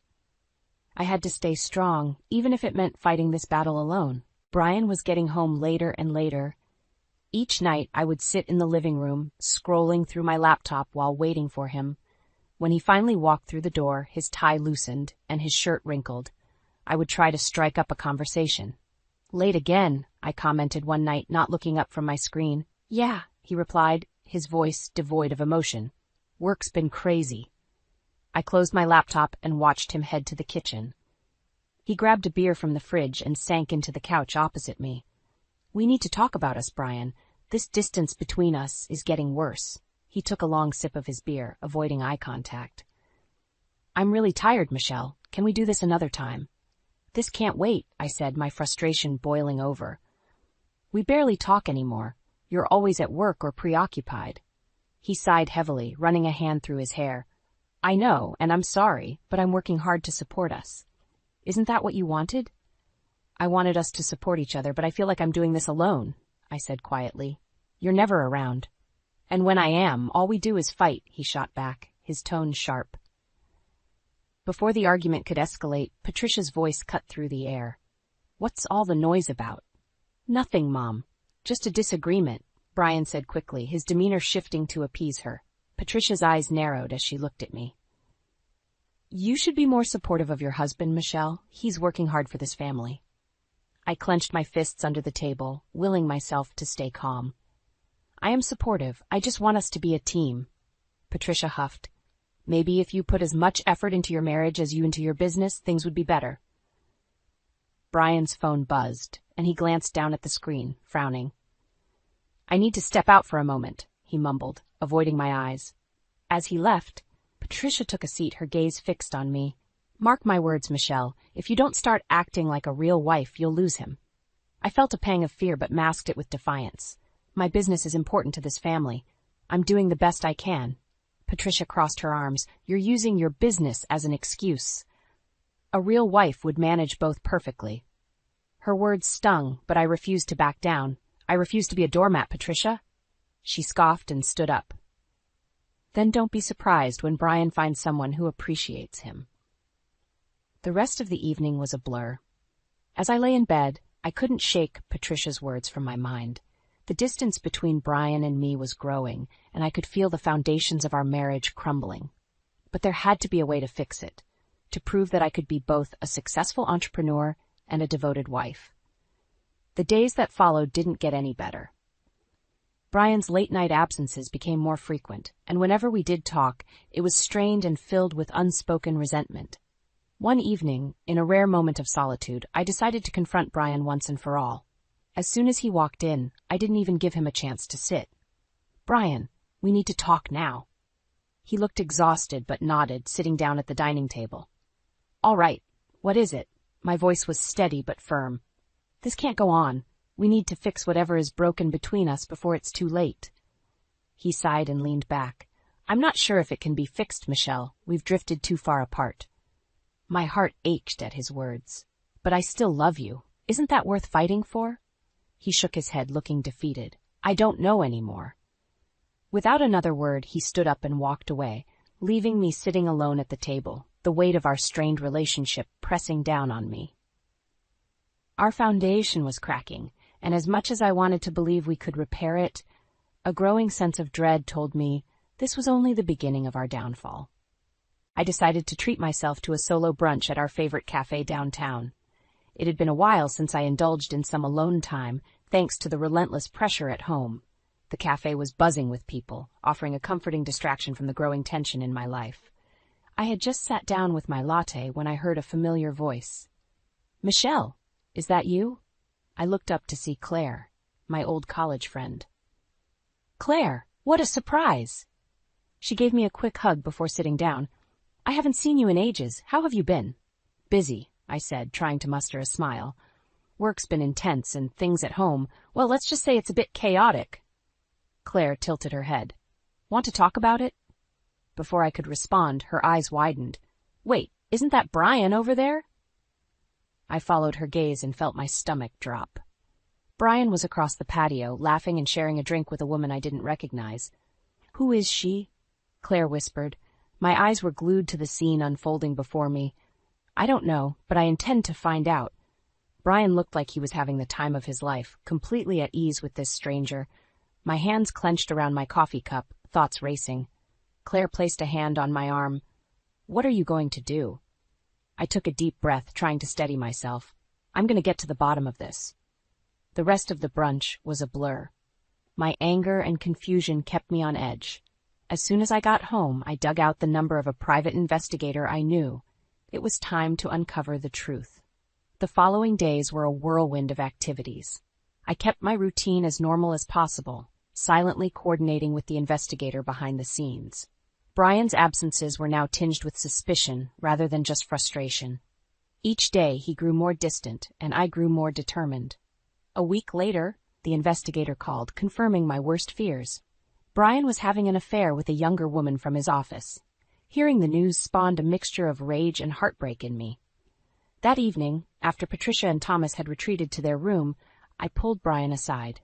"We need to talk. Now." He looked at me with that same tired expression but nodded.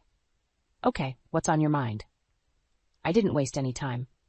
"I know about your affair, Brian. I saw you with her, and I have proof." His face went pale. "Michelle, let me explain." I cut him off, my voice shaking with anger. "Explain? How do you explain betraying our marriage?" He stammered, searching for words. "It's not what you think. It's complicated." "Complicated," I shouted, losing control. "You lied to me, to our family. How could you do this?" Patricia and Thomas appeared at the top of the stairs, drawn by the commotion. "What's going on here?" Patricia demanded. "This doesn't concern you, Patricia," I snapped, my eyes never leaving Brian's. Brian held up his hands, trying to calm the situation. "Michelle, please, let's talk about this privately." "No, I'm done talking in private. I'm done with secrets." My voice was firm. "We'll figure out what to do from here, but understand this. I'm not the problem. You've made your choices, and now you have to live with them." I walked out, each step filled with a sense of finality. That night, I barely slept, the reality of my broken marriage weighing heavily on me. But a small part of me felt relief. The truth was out, and there was no going back. The next morning, Brian tried to talk to me again, but I was resolute. "I need space. If you want to fix this, you need to show me, not just tell me." He nodded, looking defeated. "I understand." I didn't know what the future held, but one thing was clear: things had to change, and I would be the one to make it happen. Another sleepless night turned into a foggy morning. I sat at the dining table, staring at the untouched breakfast in front of me. Brian came down the stairs, looking worn out but determined. "Michelle, we need to talk," he began, sitting across from me. I met his gaze, my expression unreadable. Go ahead. He took a deep breath. I'm sorry. I know I've messed up, but we can fix this, can't we? I shook my head. It's not that simple, Brian. You broke my trust. Trust is the foundation of any relationship. But I love you, he insisted, reaching for my hand. I pulled away. Love isn't enough. Actions speak louder than words, and your actions have shown where your priorities lie. Just then, Patricia walked in, sensing the tension. What's going on? She asked, her eyes narrowing. We're discussing our marriage, Patricia, I said. It doesn't concern you. It most certainly does, Patricia snapped. Everything about this family concerns me. My patience was wearing thin. Fine, then understand this. Brian has been unfaithful. Patricia's eyes widened in shock, then narrowed in anger. How dare you accuse my son of such a thing? I have proof, I stated calmly, watching Brian's face turn pale again. Brian rose from his seat, his voice trembling. Mom, this is between Michelle and me. Patricia ignored him, turning to me with fury. You're lying. You're just trying to break this family apart. You've never been good enough for Brian. I stood up, the chair scraping loudly on the floor. I've always respected you and Thomas, even when you made it hard, but now I won't stand here and take this. Brian tried to step between us. Enough, both of you. This isn't helping. Patricia pointed a finger at me. You will regret treating my son this way. You're the problem here, not him. I felt my resolve harden. Patricia, your blind defense of Brian is exactly why we're in this mess. He needs to take responsibility, and you need to let us handle this. With that, I turned and left the room, the heavy weight of the confrontation pressing down on me. Upstairs, I packed a small suitcase, throwing in essentials. Brian followed me, desperation in his voice. Michelle, please don't go. We can work this out. I zipped my bag and looked at him, feeling a pang of sadness. I need some space. Staying here won't fix anything. Where will you go? He asked, his eyes pleading. I'll find a place. I have friends who can help. He stood there, defeated. I never wanted this. Neither did I said softly, but sometimes stepping away is the only way to save what's left. I moved past him and made my way down the stairs. Patricia was waiting, her eyes burning with resentment. Leaving won't fix anything, she hissed. It's a start, I replied, not looking back. As I walked out into the crisp morning air, I felt a strange mix of sorrow and relief. This was just the beginning of a new chapter, one where I had to reclaim my peace and rebuild my life from the ground up. I drove to Claire's house, grateful for her support during this chaotic time. She greeted me with a warm hug. You did the right thing, Michelle. Now you can start healing. Thanks, Claire, I said, my voice cracking slightly.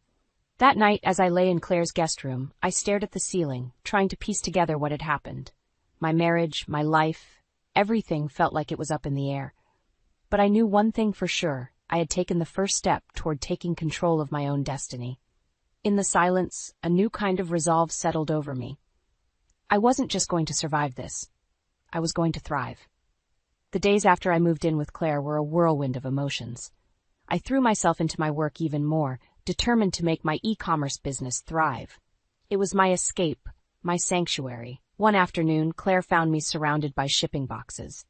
Michelle, you need a break. How about we grab some lunch? I hesitated, but then nodded. Yeah, I could use a change of scenery. We headed to a nearby bistro, and as we sat by the window, the sunlight streaming in felt almost therapeutic. Claire's phone buzzed and she glanced at it, her expression shifting. Michelle, have you heard from Brian? I shook my head. No, and I don't plan on reaching out. Why? She bit her lip. Word is going around that his job isn't going well. My heart tightened. What do you mean? Apparently his performance at work has been slipping. They're talking about demotion. I took a deep breath, feeling a mix of emotions. That's unfortunate, but I can't let it distract me. Claire nodded. Of course, it's just karma, isn't it? We finished our lunch, and I felt a renewed sense of purpose. I couldn't control what was happening to Brian, but I could control how I moved forward. Back at Claire's, I spent the evening strategizing for my business. Orders were pouring in, and my efforts were paying off. It felt good to have something positive to focus on amid the chaos. A week later, I got a call from an unknown number. Hesitant, I answered. Hello? Michelle, it's Brian. I felt a surge of mixed feelings. Brian, what is it?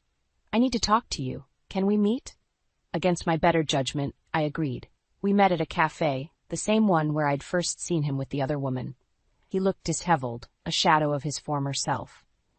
"Michelle, I'm sorry," he began, his voice cracking.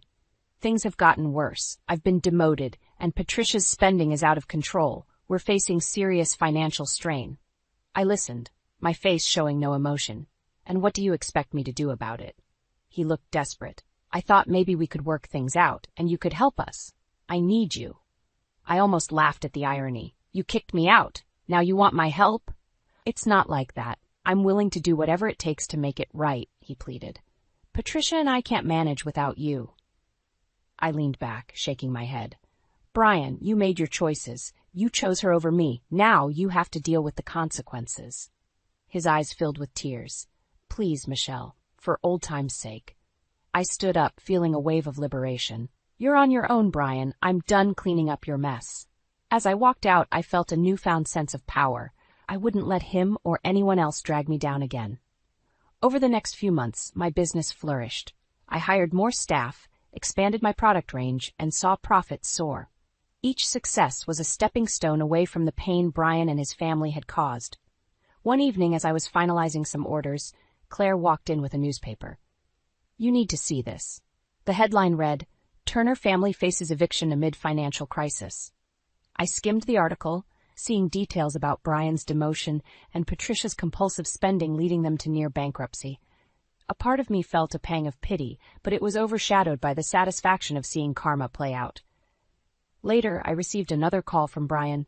"Michelle, we need you. We've lost everything without you." His voice was broken, filled with regret. I took a deep breath. "You made your bed, now lie in it. Leave before I call the cops." He stammered, "Michelle, please." I hung up, feeling a sense of closure. I was finally free from their toxic influence. This was my time to thrive, and nothing would hold me back. I had just finished a productive meeting with my new team when my phone buzzed. It was an incoming call from Brian. I let it ring. After everything, I had no desire to hear his pleas again. The voicemail alert pinged immediately after. I couldn't resist listening, dreading another round of begging. Instead, I heard Patricia's voice, fraught with desperation. "Michelle, this is Patricia. We need to talk. Please call me back." I deleted the message without hesitation. I wasn't about to let them drag me back into their drama. Later that day, as I was packing up to leave, Claire called out to me from the other room. "Michelle, you need to see this," she said, her voice tense. I walked over and saw her holding a letter. My name was on the envelope, written in Brian's unmistakable handwriting. "It was under the door," Claire explained. I opened it reluctantly. The letter was long, filled with pleas for financial help and apologies from both Brian and Patricia. It ended with a stark admission. They were days from eviction and had nowhere else to turn. Tossing the letter into the trash, I felt a mix of anger and satisfaction. They were reaping the consequences of their actions, just as I was reaping the benefits of my hard work. That evening, I was unwinding with a glass of wine when the doorbell rang. Claire answered it, and I could hear raised voices from the hallway. Curiosity piqued, I walked over to see Brian and Patricia standing at the doorstep. "Michelle, we need to talk," Brian said urgently. "No," I replied firmly. "We have nothing to discuss." Patricia stepped forward, looking far older and more haggard than I remembered. "Please, Michelle, we're begging you. We have nowhere else to go." Seeing her in that state stirred something in me, but I quickly suppressed it. "You chose this path. I won't save you from its consequences." Brian's face crumpled. "Michelle, for the love of everything we had, just help us this once." Claire stepped in, her presence a comforting wall between me and them. "You need to leave. Michelle doesn't owe you anything." Brian reached out a hand. "Please, Michelle, this isn't just about us. Think of the memories, the good times." I shook my head. "Those memories have been tainted by your betrayal. You're not my responsibility anymore." Patricia's composure broke. "We'll be homeless. Is that what you want?" "It's not what I want," I said quietly, "but it's what you deserve. My help comes at the cost of my peace, and that's too high a price." Brian's shoulders slumped. "I understand. We'll go." As they turned to leave, I called out, "Brian, wait." He turned back, hope flickering in his eyes. "I hope this teaches you something. Life is about choices, and you made yours. Now live with the consequences.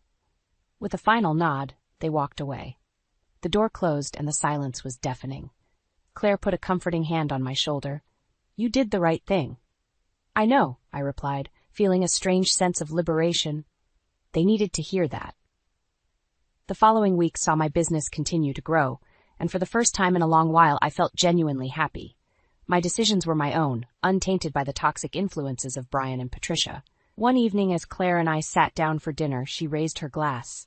To new beginnings and leaving the past behind. We clinked glasses, and I smiled. To never giving up and moving forward. With Brian and Patricia out of my life, I could finally focus on the future. They had made their bed, and now they were lying in it. And for the first time, peace felt like a tangible reality. In the end, I realized something powerful. Revenge wasn't about hurting them. It was about reclaiming my own happiness, and in that, I'd succeeded beyond measure. The weeks turned into months, and life steadily moved forward. My business was not only surviving but thriving in ways I'd never imagined. I hired more people, launched new products, and expanded into different markets. It felt like a dream. One morning, I sat in my sunlit office, sipping coffee and reviewing sales reports. Claire walked in, a grin on her face. Michelle, guess what? We just hit a milestone in revenue. You're absolutely killing it. A genuine smile spread across my face. That's amazing news, Claire. Let's set up a team celebration. Already planned, she said with a wink. By the way, have you thought about taking some time off? You deserve it. I pondered her suggestion for a moment. You know, I think I will. Later that week, I found myself packing for a weekend getaway. For the first time in ages, I felt light, almost carefree. Before leaving, Claire hugged me, her support always unwavering. Enjoy yourself, Michelle. You've earned this. The cabin I rented was secluded and peaceful, surrounded by towering trees and a babbling brook. As I settled in, I felt a deep sense of tranquility. The past few months had been a whirlwind, but now I could finally breathe. On the second day, while exploring a hiking trail, I bumped into an old acquaintance from college, David. Michelle? Is that you? He asked, his eyes wide with surprise. David, what a small world, I replied, genuinely happy to see a familiar face. We caught up over coffee at a quaint nearby cafe. He shared stories about his own entrepreneurial journey, and I filled him in on what had been happening in my life. After a while, he leaned in, his voice softening. I heard about you and Brian. I'm sorry you had to go through that. I shrugged, feeling a strange calm. It's in the past, David. I'm focused on the future now, he smiled. That's the spirit. Life's too short to dwell on what's gone wrong. As the weekend drew to a close, I felt rejuvenated and inspired. The brief rekindling of an old friendship reminded me that I wasn't alone, that there were people who cared about me and my success. Returning to work, I threw myself back into the hustle, more determined than ever. One evening, while Claire and I were discussing a potential business partnership, she asked, Have you talked to Brian or his family lately? I shook my head. No, and I have no reason to. Good, she said firmly. They're not worth your time or effort. I agreed, feeling a sense of closure. I realized now that revenge wasn't a lingering desire to see them suffer, but rather my own victory in finding happiness and success despite their attempts to bring me down. A few weeks later, I attended a networking event. While mingling, I spotted Emily, the woman Brian had an affair with. She approached me hesitantly. Michelle, can we talk? I considered walking away but decided against it. What is it? Tears welled up in her eyes. I'm so sorry for everything. Brian and it was a huge mistake. I looked at her, feeling only pity. Emily, your apology is too late. I've moved on. She nodded, her regret palpable. I understand. I just needed to say it. As she walked away, I felt a weight lift off my shoulders. Confronting the person who had contributed to my pain and remaining unshaken was empowering. The night went on, and I connected with several potential business partners. It felt like the universe was rewarding me for pushing through the challenges. Brian and his family were now a distant memory, fading into the backdrop of my thriving life. Back at home, I sat with Claire over a glass of wine. We talked about future plans, possible expansions, and even personal dreams. To new beginnings, she toasted.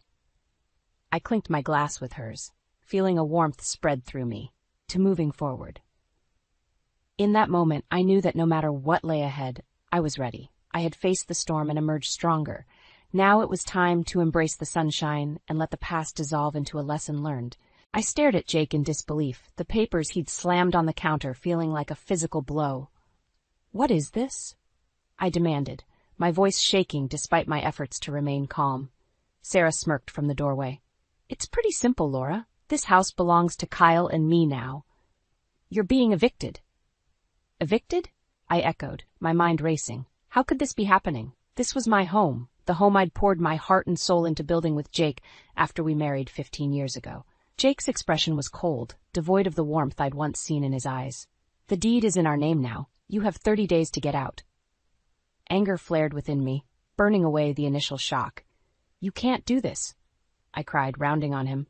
"This house was my dream, my life's work, after everything I sacrificed to make this happen for us." "For us?" Jake cut me off with a harsh laugh. "Don't delude yourself, Laura. This was always about you and your selfish desires." But the words stung like a slap to the face. Selfish? I was the one who'd worked tirelessly to build my kimono dressing business from the ground up, all so we could have a comfortable life together. While Jake spent his days golfing and gambling, I was the one bringing in a steady income, saving every penny to make our dream home a reality. Sarah's snide voice broke through my thoughts. "Listen to your husband, Laura. It's time for you to move on and let the next generation take over." I opened my mouth to protest, but the smug looks on their faces stopped me cold. In that moment, I realized the truth. They'd been plotting this for who knows how long, waiting for the perfect opportunity to strike. Well, if they thought I was going down without a fight, they had another thing coming. "Fine," I said, forcing a calm I didn't feel. "I'll go, for now." I met Jake's gaze, letting the fire in my eyes convey the message he'd regret this betrayal. As I turned and walked away, Sarah's mocking laughter followed me out. But I didn't care. A plan was already forming in my mind, a plan that would make them pay for every ounce of pain and humiliation they'd caused me. They wanted to play dirty? I'd show them just how dirty I could get. Revenge was a dish best served cold, and by the time I was done, they'd be left out in the cold with nothing. I sat on the couch in Megan and Eric's living room, staring blankly at the muted TV. My body was there, but my mind kept replaying the events of the past 24 hours like a broken record. "Mom?" Megan's voice pulled me from my thoughts. She settled beside me, concern etched on her face. "Are you okay?" I forced a weak smile. "I'm fine, honey, just processing everything." "I can't believe Dad and Sarah did this," she said, shaking her head. "Kicking you out of your own home? That's low, even for them." Anger flashed in her eyes, and I was reminded of just how protective Megan had always been of me, especially after her father walked out when she was just a kid. She'd been my rock through those tough times, and I had a feeling I'd be leaning on her strength again in the days to come. I should have seen it coming, I admitted, the words tasting bitter on my tongue. The signs were there, Jake's constant business trips, the way he and Sarah would whisper behind closed doors. I just didn't want to believe they could be so cruel. Megan reached over and squeezed my hand. "We'll figure this out, Mom, I promise. They're not going to get away with treating you like this." Her determination was reassuring, but a part of me still felt lost, adrift in a sea of betrayal. This wasn't just about losing my home. It was about having the rug pulled out from under me by the people I'd trusted most in this world.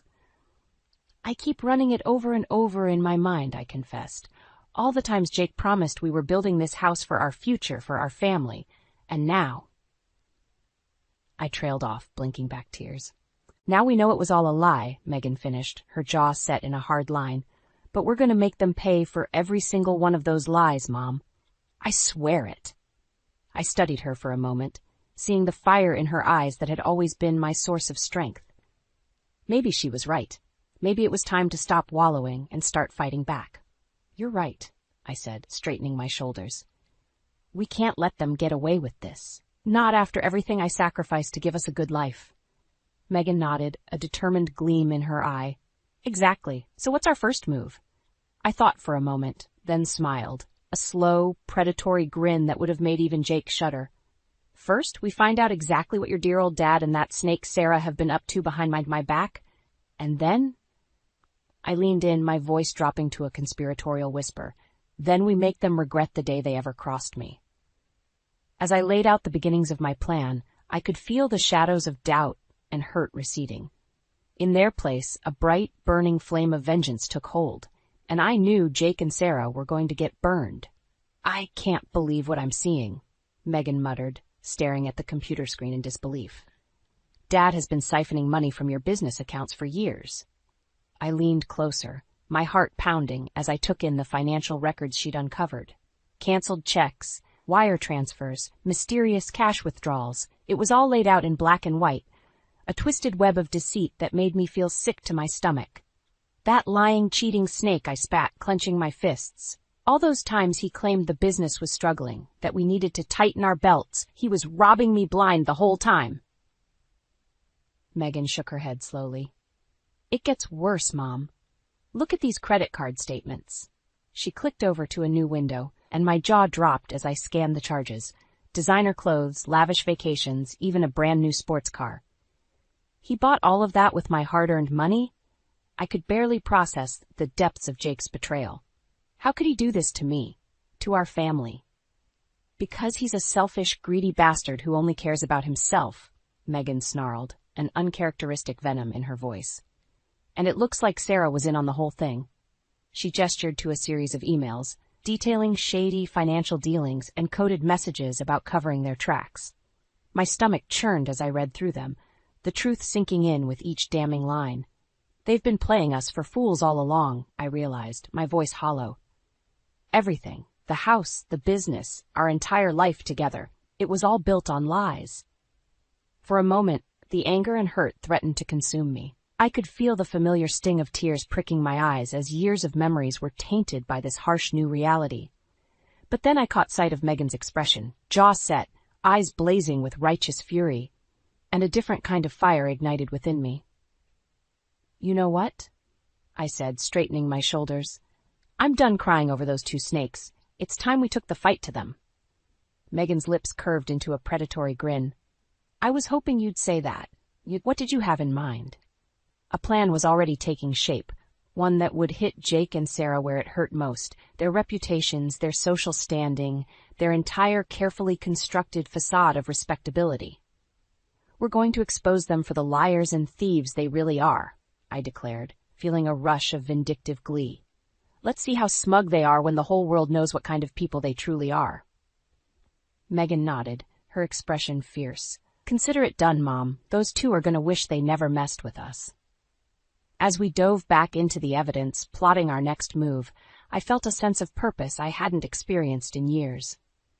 Jake and Sarah had made a grave mistake in underestimating me, and by the time I was through with them, they'd be the ones left with nothing. "Are you sure this is a good idea, Mom?" Megan asked, eyeing the hidden camera warily. "What if they find out?" I waved a dismissive hand. "They won't suspect a thing. Not with the little act we've cooked up." I shot her a conspiratorial grin. "Just follow my lead. Okay?" She nodded, though the doubt lingered in her eyes. I couldn't blame her. The plan we'd devised to catch Jake and Sarah red-handed was risky, to say the least. But at this point, I was past caring about playing it safe. Those two had taken everything from me. It was time I returned the favor. The doorbell rang, and I took a steadying breath before pasting on a bright, cheery smile. That must be them. Showtime. I flung open the door to find Jake and Sarah standing on the porch, twin expressions of disdain on their faces. "Laura," Jake said, his tone clipped, "I didn't expect to hear from you again so soon." "Well, you know me. I like to keep an open line of communication in this family," I replied breezily. "Speaking of which, I'm so glad you two could come over today. Megan and I have been doing a lot of thinking." Sarah arched a perfectly sculpted eyebrow. "Is that so? And what brilliant insights did you come up with this time?" The sarcasm in her voice grated on my nerves, but I refused to take the bait. Not yet, at least. "Why don't you come in and have a seat?" I suggested, gesturing toward the living room. "I'll get us all something to drink, and we can discuss it like the loving family we are." Jake snorted derisively, but allowed me to usher them inside. As I busied myself in the kitchen, I could hear their hushed voices filtering in from the other room, no doubt griping about this little get-together already. Perfect. I returned a few minutes later, a tray of glasses in hand. Here we are, I chirped, setting it down on the coffee table. I thought we could start with a nice toast. A toast? Jake eyed the drink suspiciously. To what exactly? To new beginnings, I replied, holding up my glass with a serene smile. I've had some time to think about everything that's happened, and I've realized something important. I paused for dramatic effect. I was wrong to react the way I did. This is your house now, and I need to respect that. Shock flickered across their faces. Clearly, this wasn't the reaction they'd expected. Good. Let them squirm a little. You're being serious? Sarah sputtered. After all that talk about revenge and making us pay? I shook my head sadly. I was just lashing out, saying things I didn't really mean. The truth is, you two were right all along. I'd overstayed my welcome, and it's time for me to move on with my life. I raised my glass again, the picture of sincerity. So, to family and to new beginnings. For a beat, they just stared at me, dumbfounded. Then, like a switch being flipped, their expressions morphed into matching sneers of cruel triumph. Well, well, Jake chuckled darkly, lifting his own glass. I have to say, Laura, I didn't think you had it in you to be reasonable, but I'm glad you've finally seen the light. Sarah clinked her drink against his, that sickly sweet smile never wavering. Yes, this is for the best. After all, we did try to warn you, but you just wouldn't listen, would you? My grip tightened on my own glass as they taunted me, every fiber of my being screaming to wipe those smug looks off their faces. But I held firm, forcing myself to nod and smile through gritted teeth. You're absolutely right, I agreed, the words like ash in my mouth. I should have listened to you both from the start. I'm just so grateful you're giving me another chance. The lies dripped from my tongue like poisoned honey, but it was worth it to see them preen and puff up with self-satisfaction. Megan caught my eye from across the room, giving an almost imperceptible nod. The trap was set. Now all I had to do was wait for them to spring it themselves. The video went viral within hours. I sat on the couch, my phone buzzing incessantly as the shocking footage of Jake and Sarah's cruel taunts spread like wildfire across social media. Megan had worked her tech magic, editing the clips into a damning expose and blasting it out to every corner of the internet. I can't believe how many people have seen this already, she murmured, scrolling through the deluge of comments and shares. The reaction has been insane. I nodded mutely, my gaze fixated on the screen as the video played again. There they were, my beloved husband and his conniving accomplice, sneering and gloating over their betrayal without the slightest shred of remorse. The hurt was still there, a dull ache in my chest, but it was eclipsed by a burning sense of vindication as the world bore witness to their true ugly natures. My phone chimed again, and I glanced down to see a text from an old friend. Did you see what Laura posted? I'm horrified. Another buzz. Your son and that witch of a wife have some nerve kicking you out like that after everything you sacrificed. The messages kept pouring in, a tidal wave of support and outrage on my behalf. With every notification, I could feel the tide turning in my favor. Well, well, I murmured, unable to keep the smug satisfaction from my voice. Looks like the masses have spoken. Megan grinned, riding the high of our well-executed plan. I told you this would work, Mom. Now the whole world knows exactly who the real victims are here. As if on cue, my phone started ringing, the caller ID flashing Jake's number. I smirked and hit ignore, letting it go to voicemail as a fresh wave of texts flooded in. How dare they treat you like that? You're handling this with such grace, Laura. Stay strong. If my husband ever pulled something like this, I'd leave him in a heartbeat. With each message, I could practically feel their reputations crumbling beneath the weight of public scorn. The tangible outrage, the unwavering condemnation, it was the ultimate revenge, far more potent than any physical act of retaliation. You know, I mused aloud, I used to worry about what people thought of me and my little kimono business, but this? I gestured to the screen, watching the comments multiply by the second. This is a whole new level of notoriety. Megan laughed, high-fiving me with a mischievous gleam in her eye. Just you wait, Mom. By the time we're through, your name is going to be a household phrase for don't mess with this lady. My phone started ringing again. Sarah's number this time. I rolled my eyes and declined the call, picturing her pacing furiously as the world turned against her. Let her stew in her own misery for a while. As the outpouring of support continued, one thing became crystal clear. Jake and Sarah had made a fatal miscalculation in underestimating me. They'd thought they could cast me aside like yesterday's trash, leaving me powerless and alone. But I wasn't alone. Not anymore. Now I had an entire army rallying behind me, thirsting for justice on my behalf, and they were just getting started. A wicked grin curved my lips as I leaned back, basking in the sweet taste of vindication. "You wanted a war?" I murmured. "Well, you've got one now, and this time I'm not taking any prisoners." The fallout was swift and brutal. Within days of the video going viral, Sarah was called into her boss's office and unceremoniously fired from her cushy marketing job. Apparently, having an employee publicly exposed as a lying, manipulative schemer wasn't great for the company image. "I can't believe this is happening," she'd sobbed into the phone when she called to vent her outrage. "After everything I've done for that company, they're just tossing me aside like garbage." I had to bite back a scathing retort about the irony of her words. Instead, I forced myself to make sympathetic noises, all while savoring the delicious taste of her misery. As for Jake, the dominoes were falling just as rapidly. His golf club terminated his membership, his gambling buddies stopped taking his calls, and the investors in his fledgling business venture began jumping ship en masse. "You've ruined me," he'd roared when he finally deigned to show up on Megan's doorstep, red-faced and eyes wild with impotent rage. "Everything I've worked for gone because of your little temper tantrum." I simply arched an eyebrow, unimpressed by his bluster. "I'm sorry.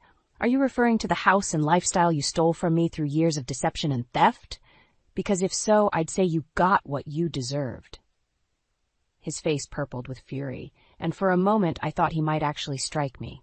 But Megan stepped between us, her expression thunderous. "Don't even think about it, Dad," she spat, every inch the protective lioness. "You're the one who made your bed, and now you can lie in it." With an incoherent snarl, Jake turned and stormed away, leaving us both staring after him.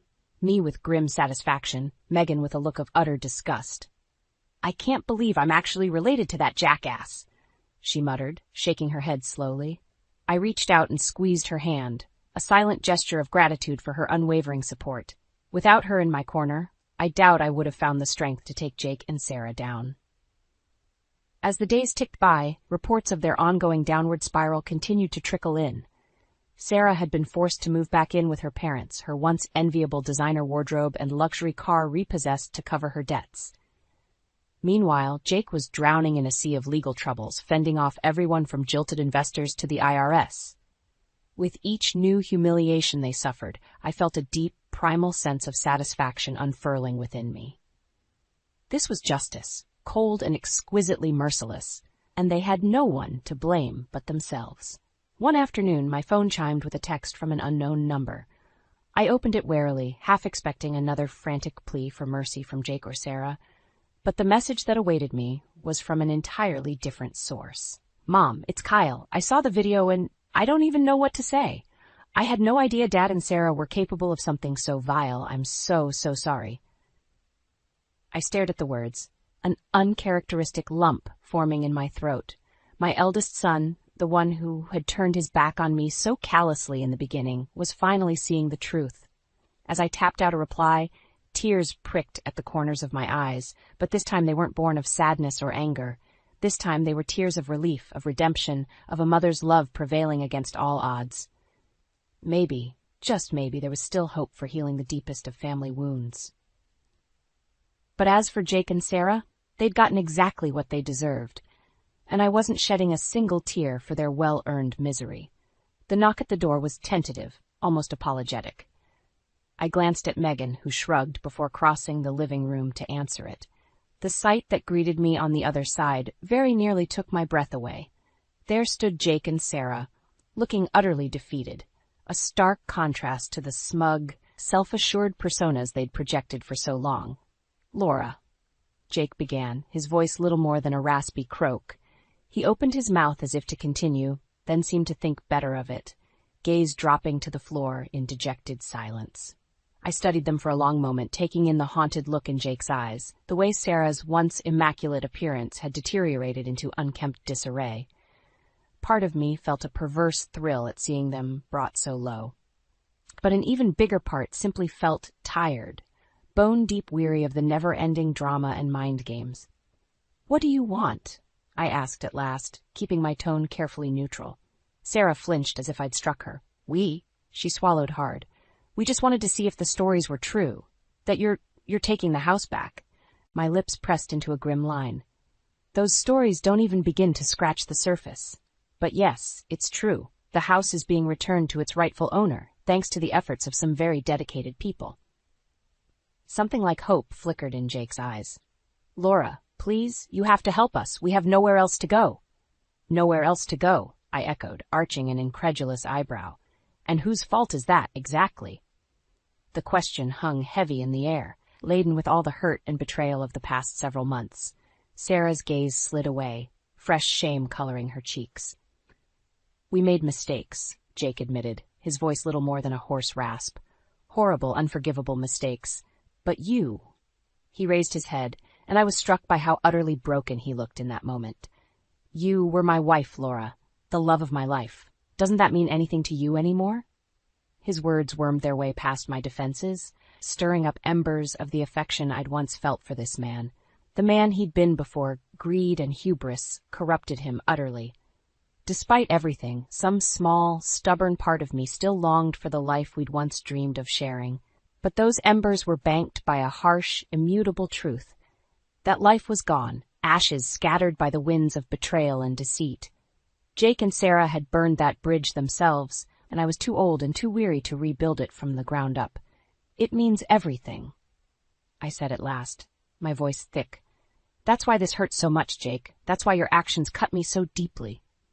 I shook my head, blinking back the sting of tears. "But we can't go back. What's done is done.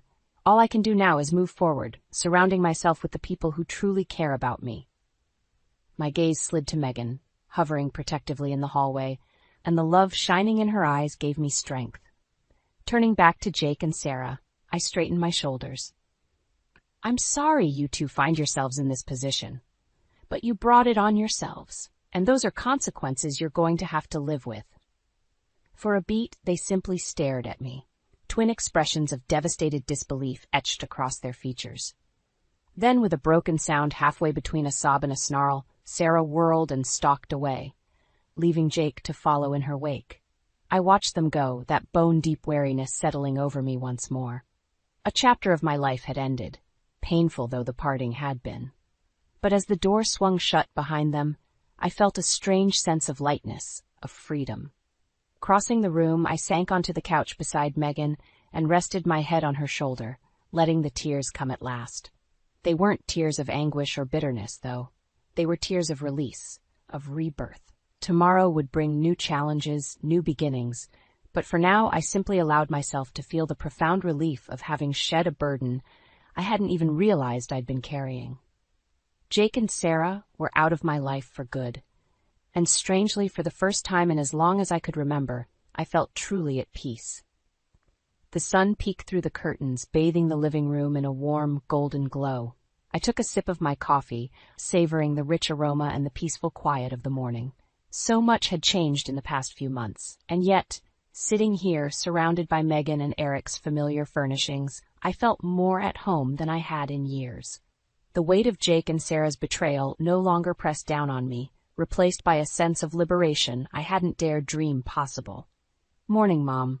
Megan shuffled in, rubbing the sleep from her eyes. "You're up early." I smiled, patting the spot beside me on the couch. "Couldn't sleep. Too much on my mind, I guess." She settled next to me, draping a blanket over our laps. "Everything okay? You're not having second thoughts about—" No, I assured her quickly. "Nothing like that. I'm just thinking about the future for once, about what comes next." Megan's face broke into a grin. "Well, in that case, I've got some good news that might help with those thoughts." My brow furrowed curiously as she grabbed her laptop from the coffee table, tapping away for a few moments before turning the screen to face me.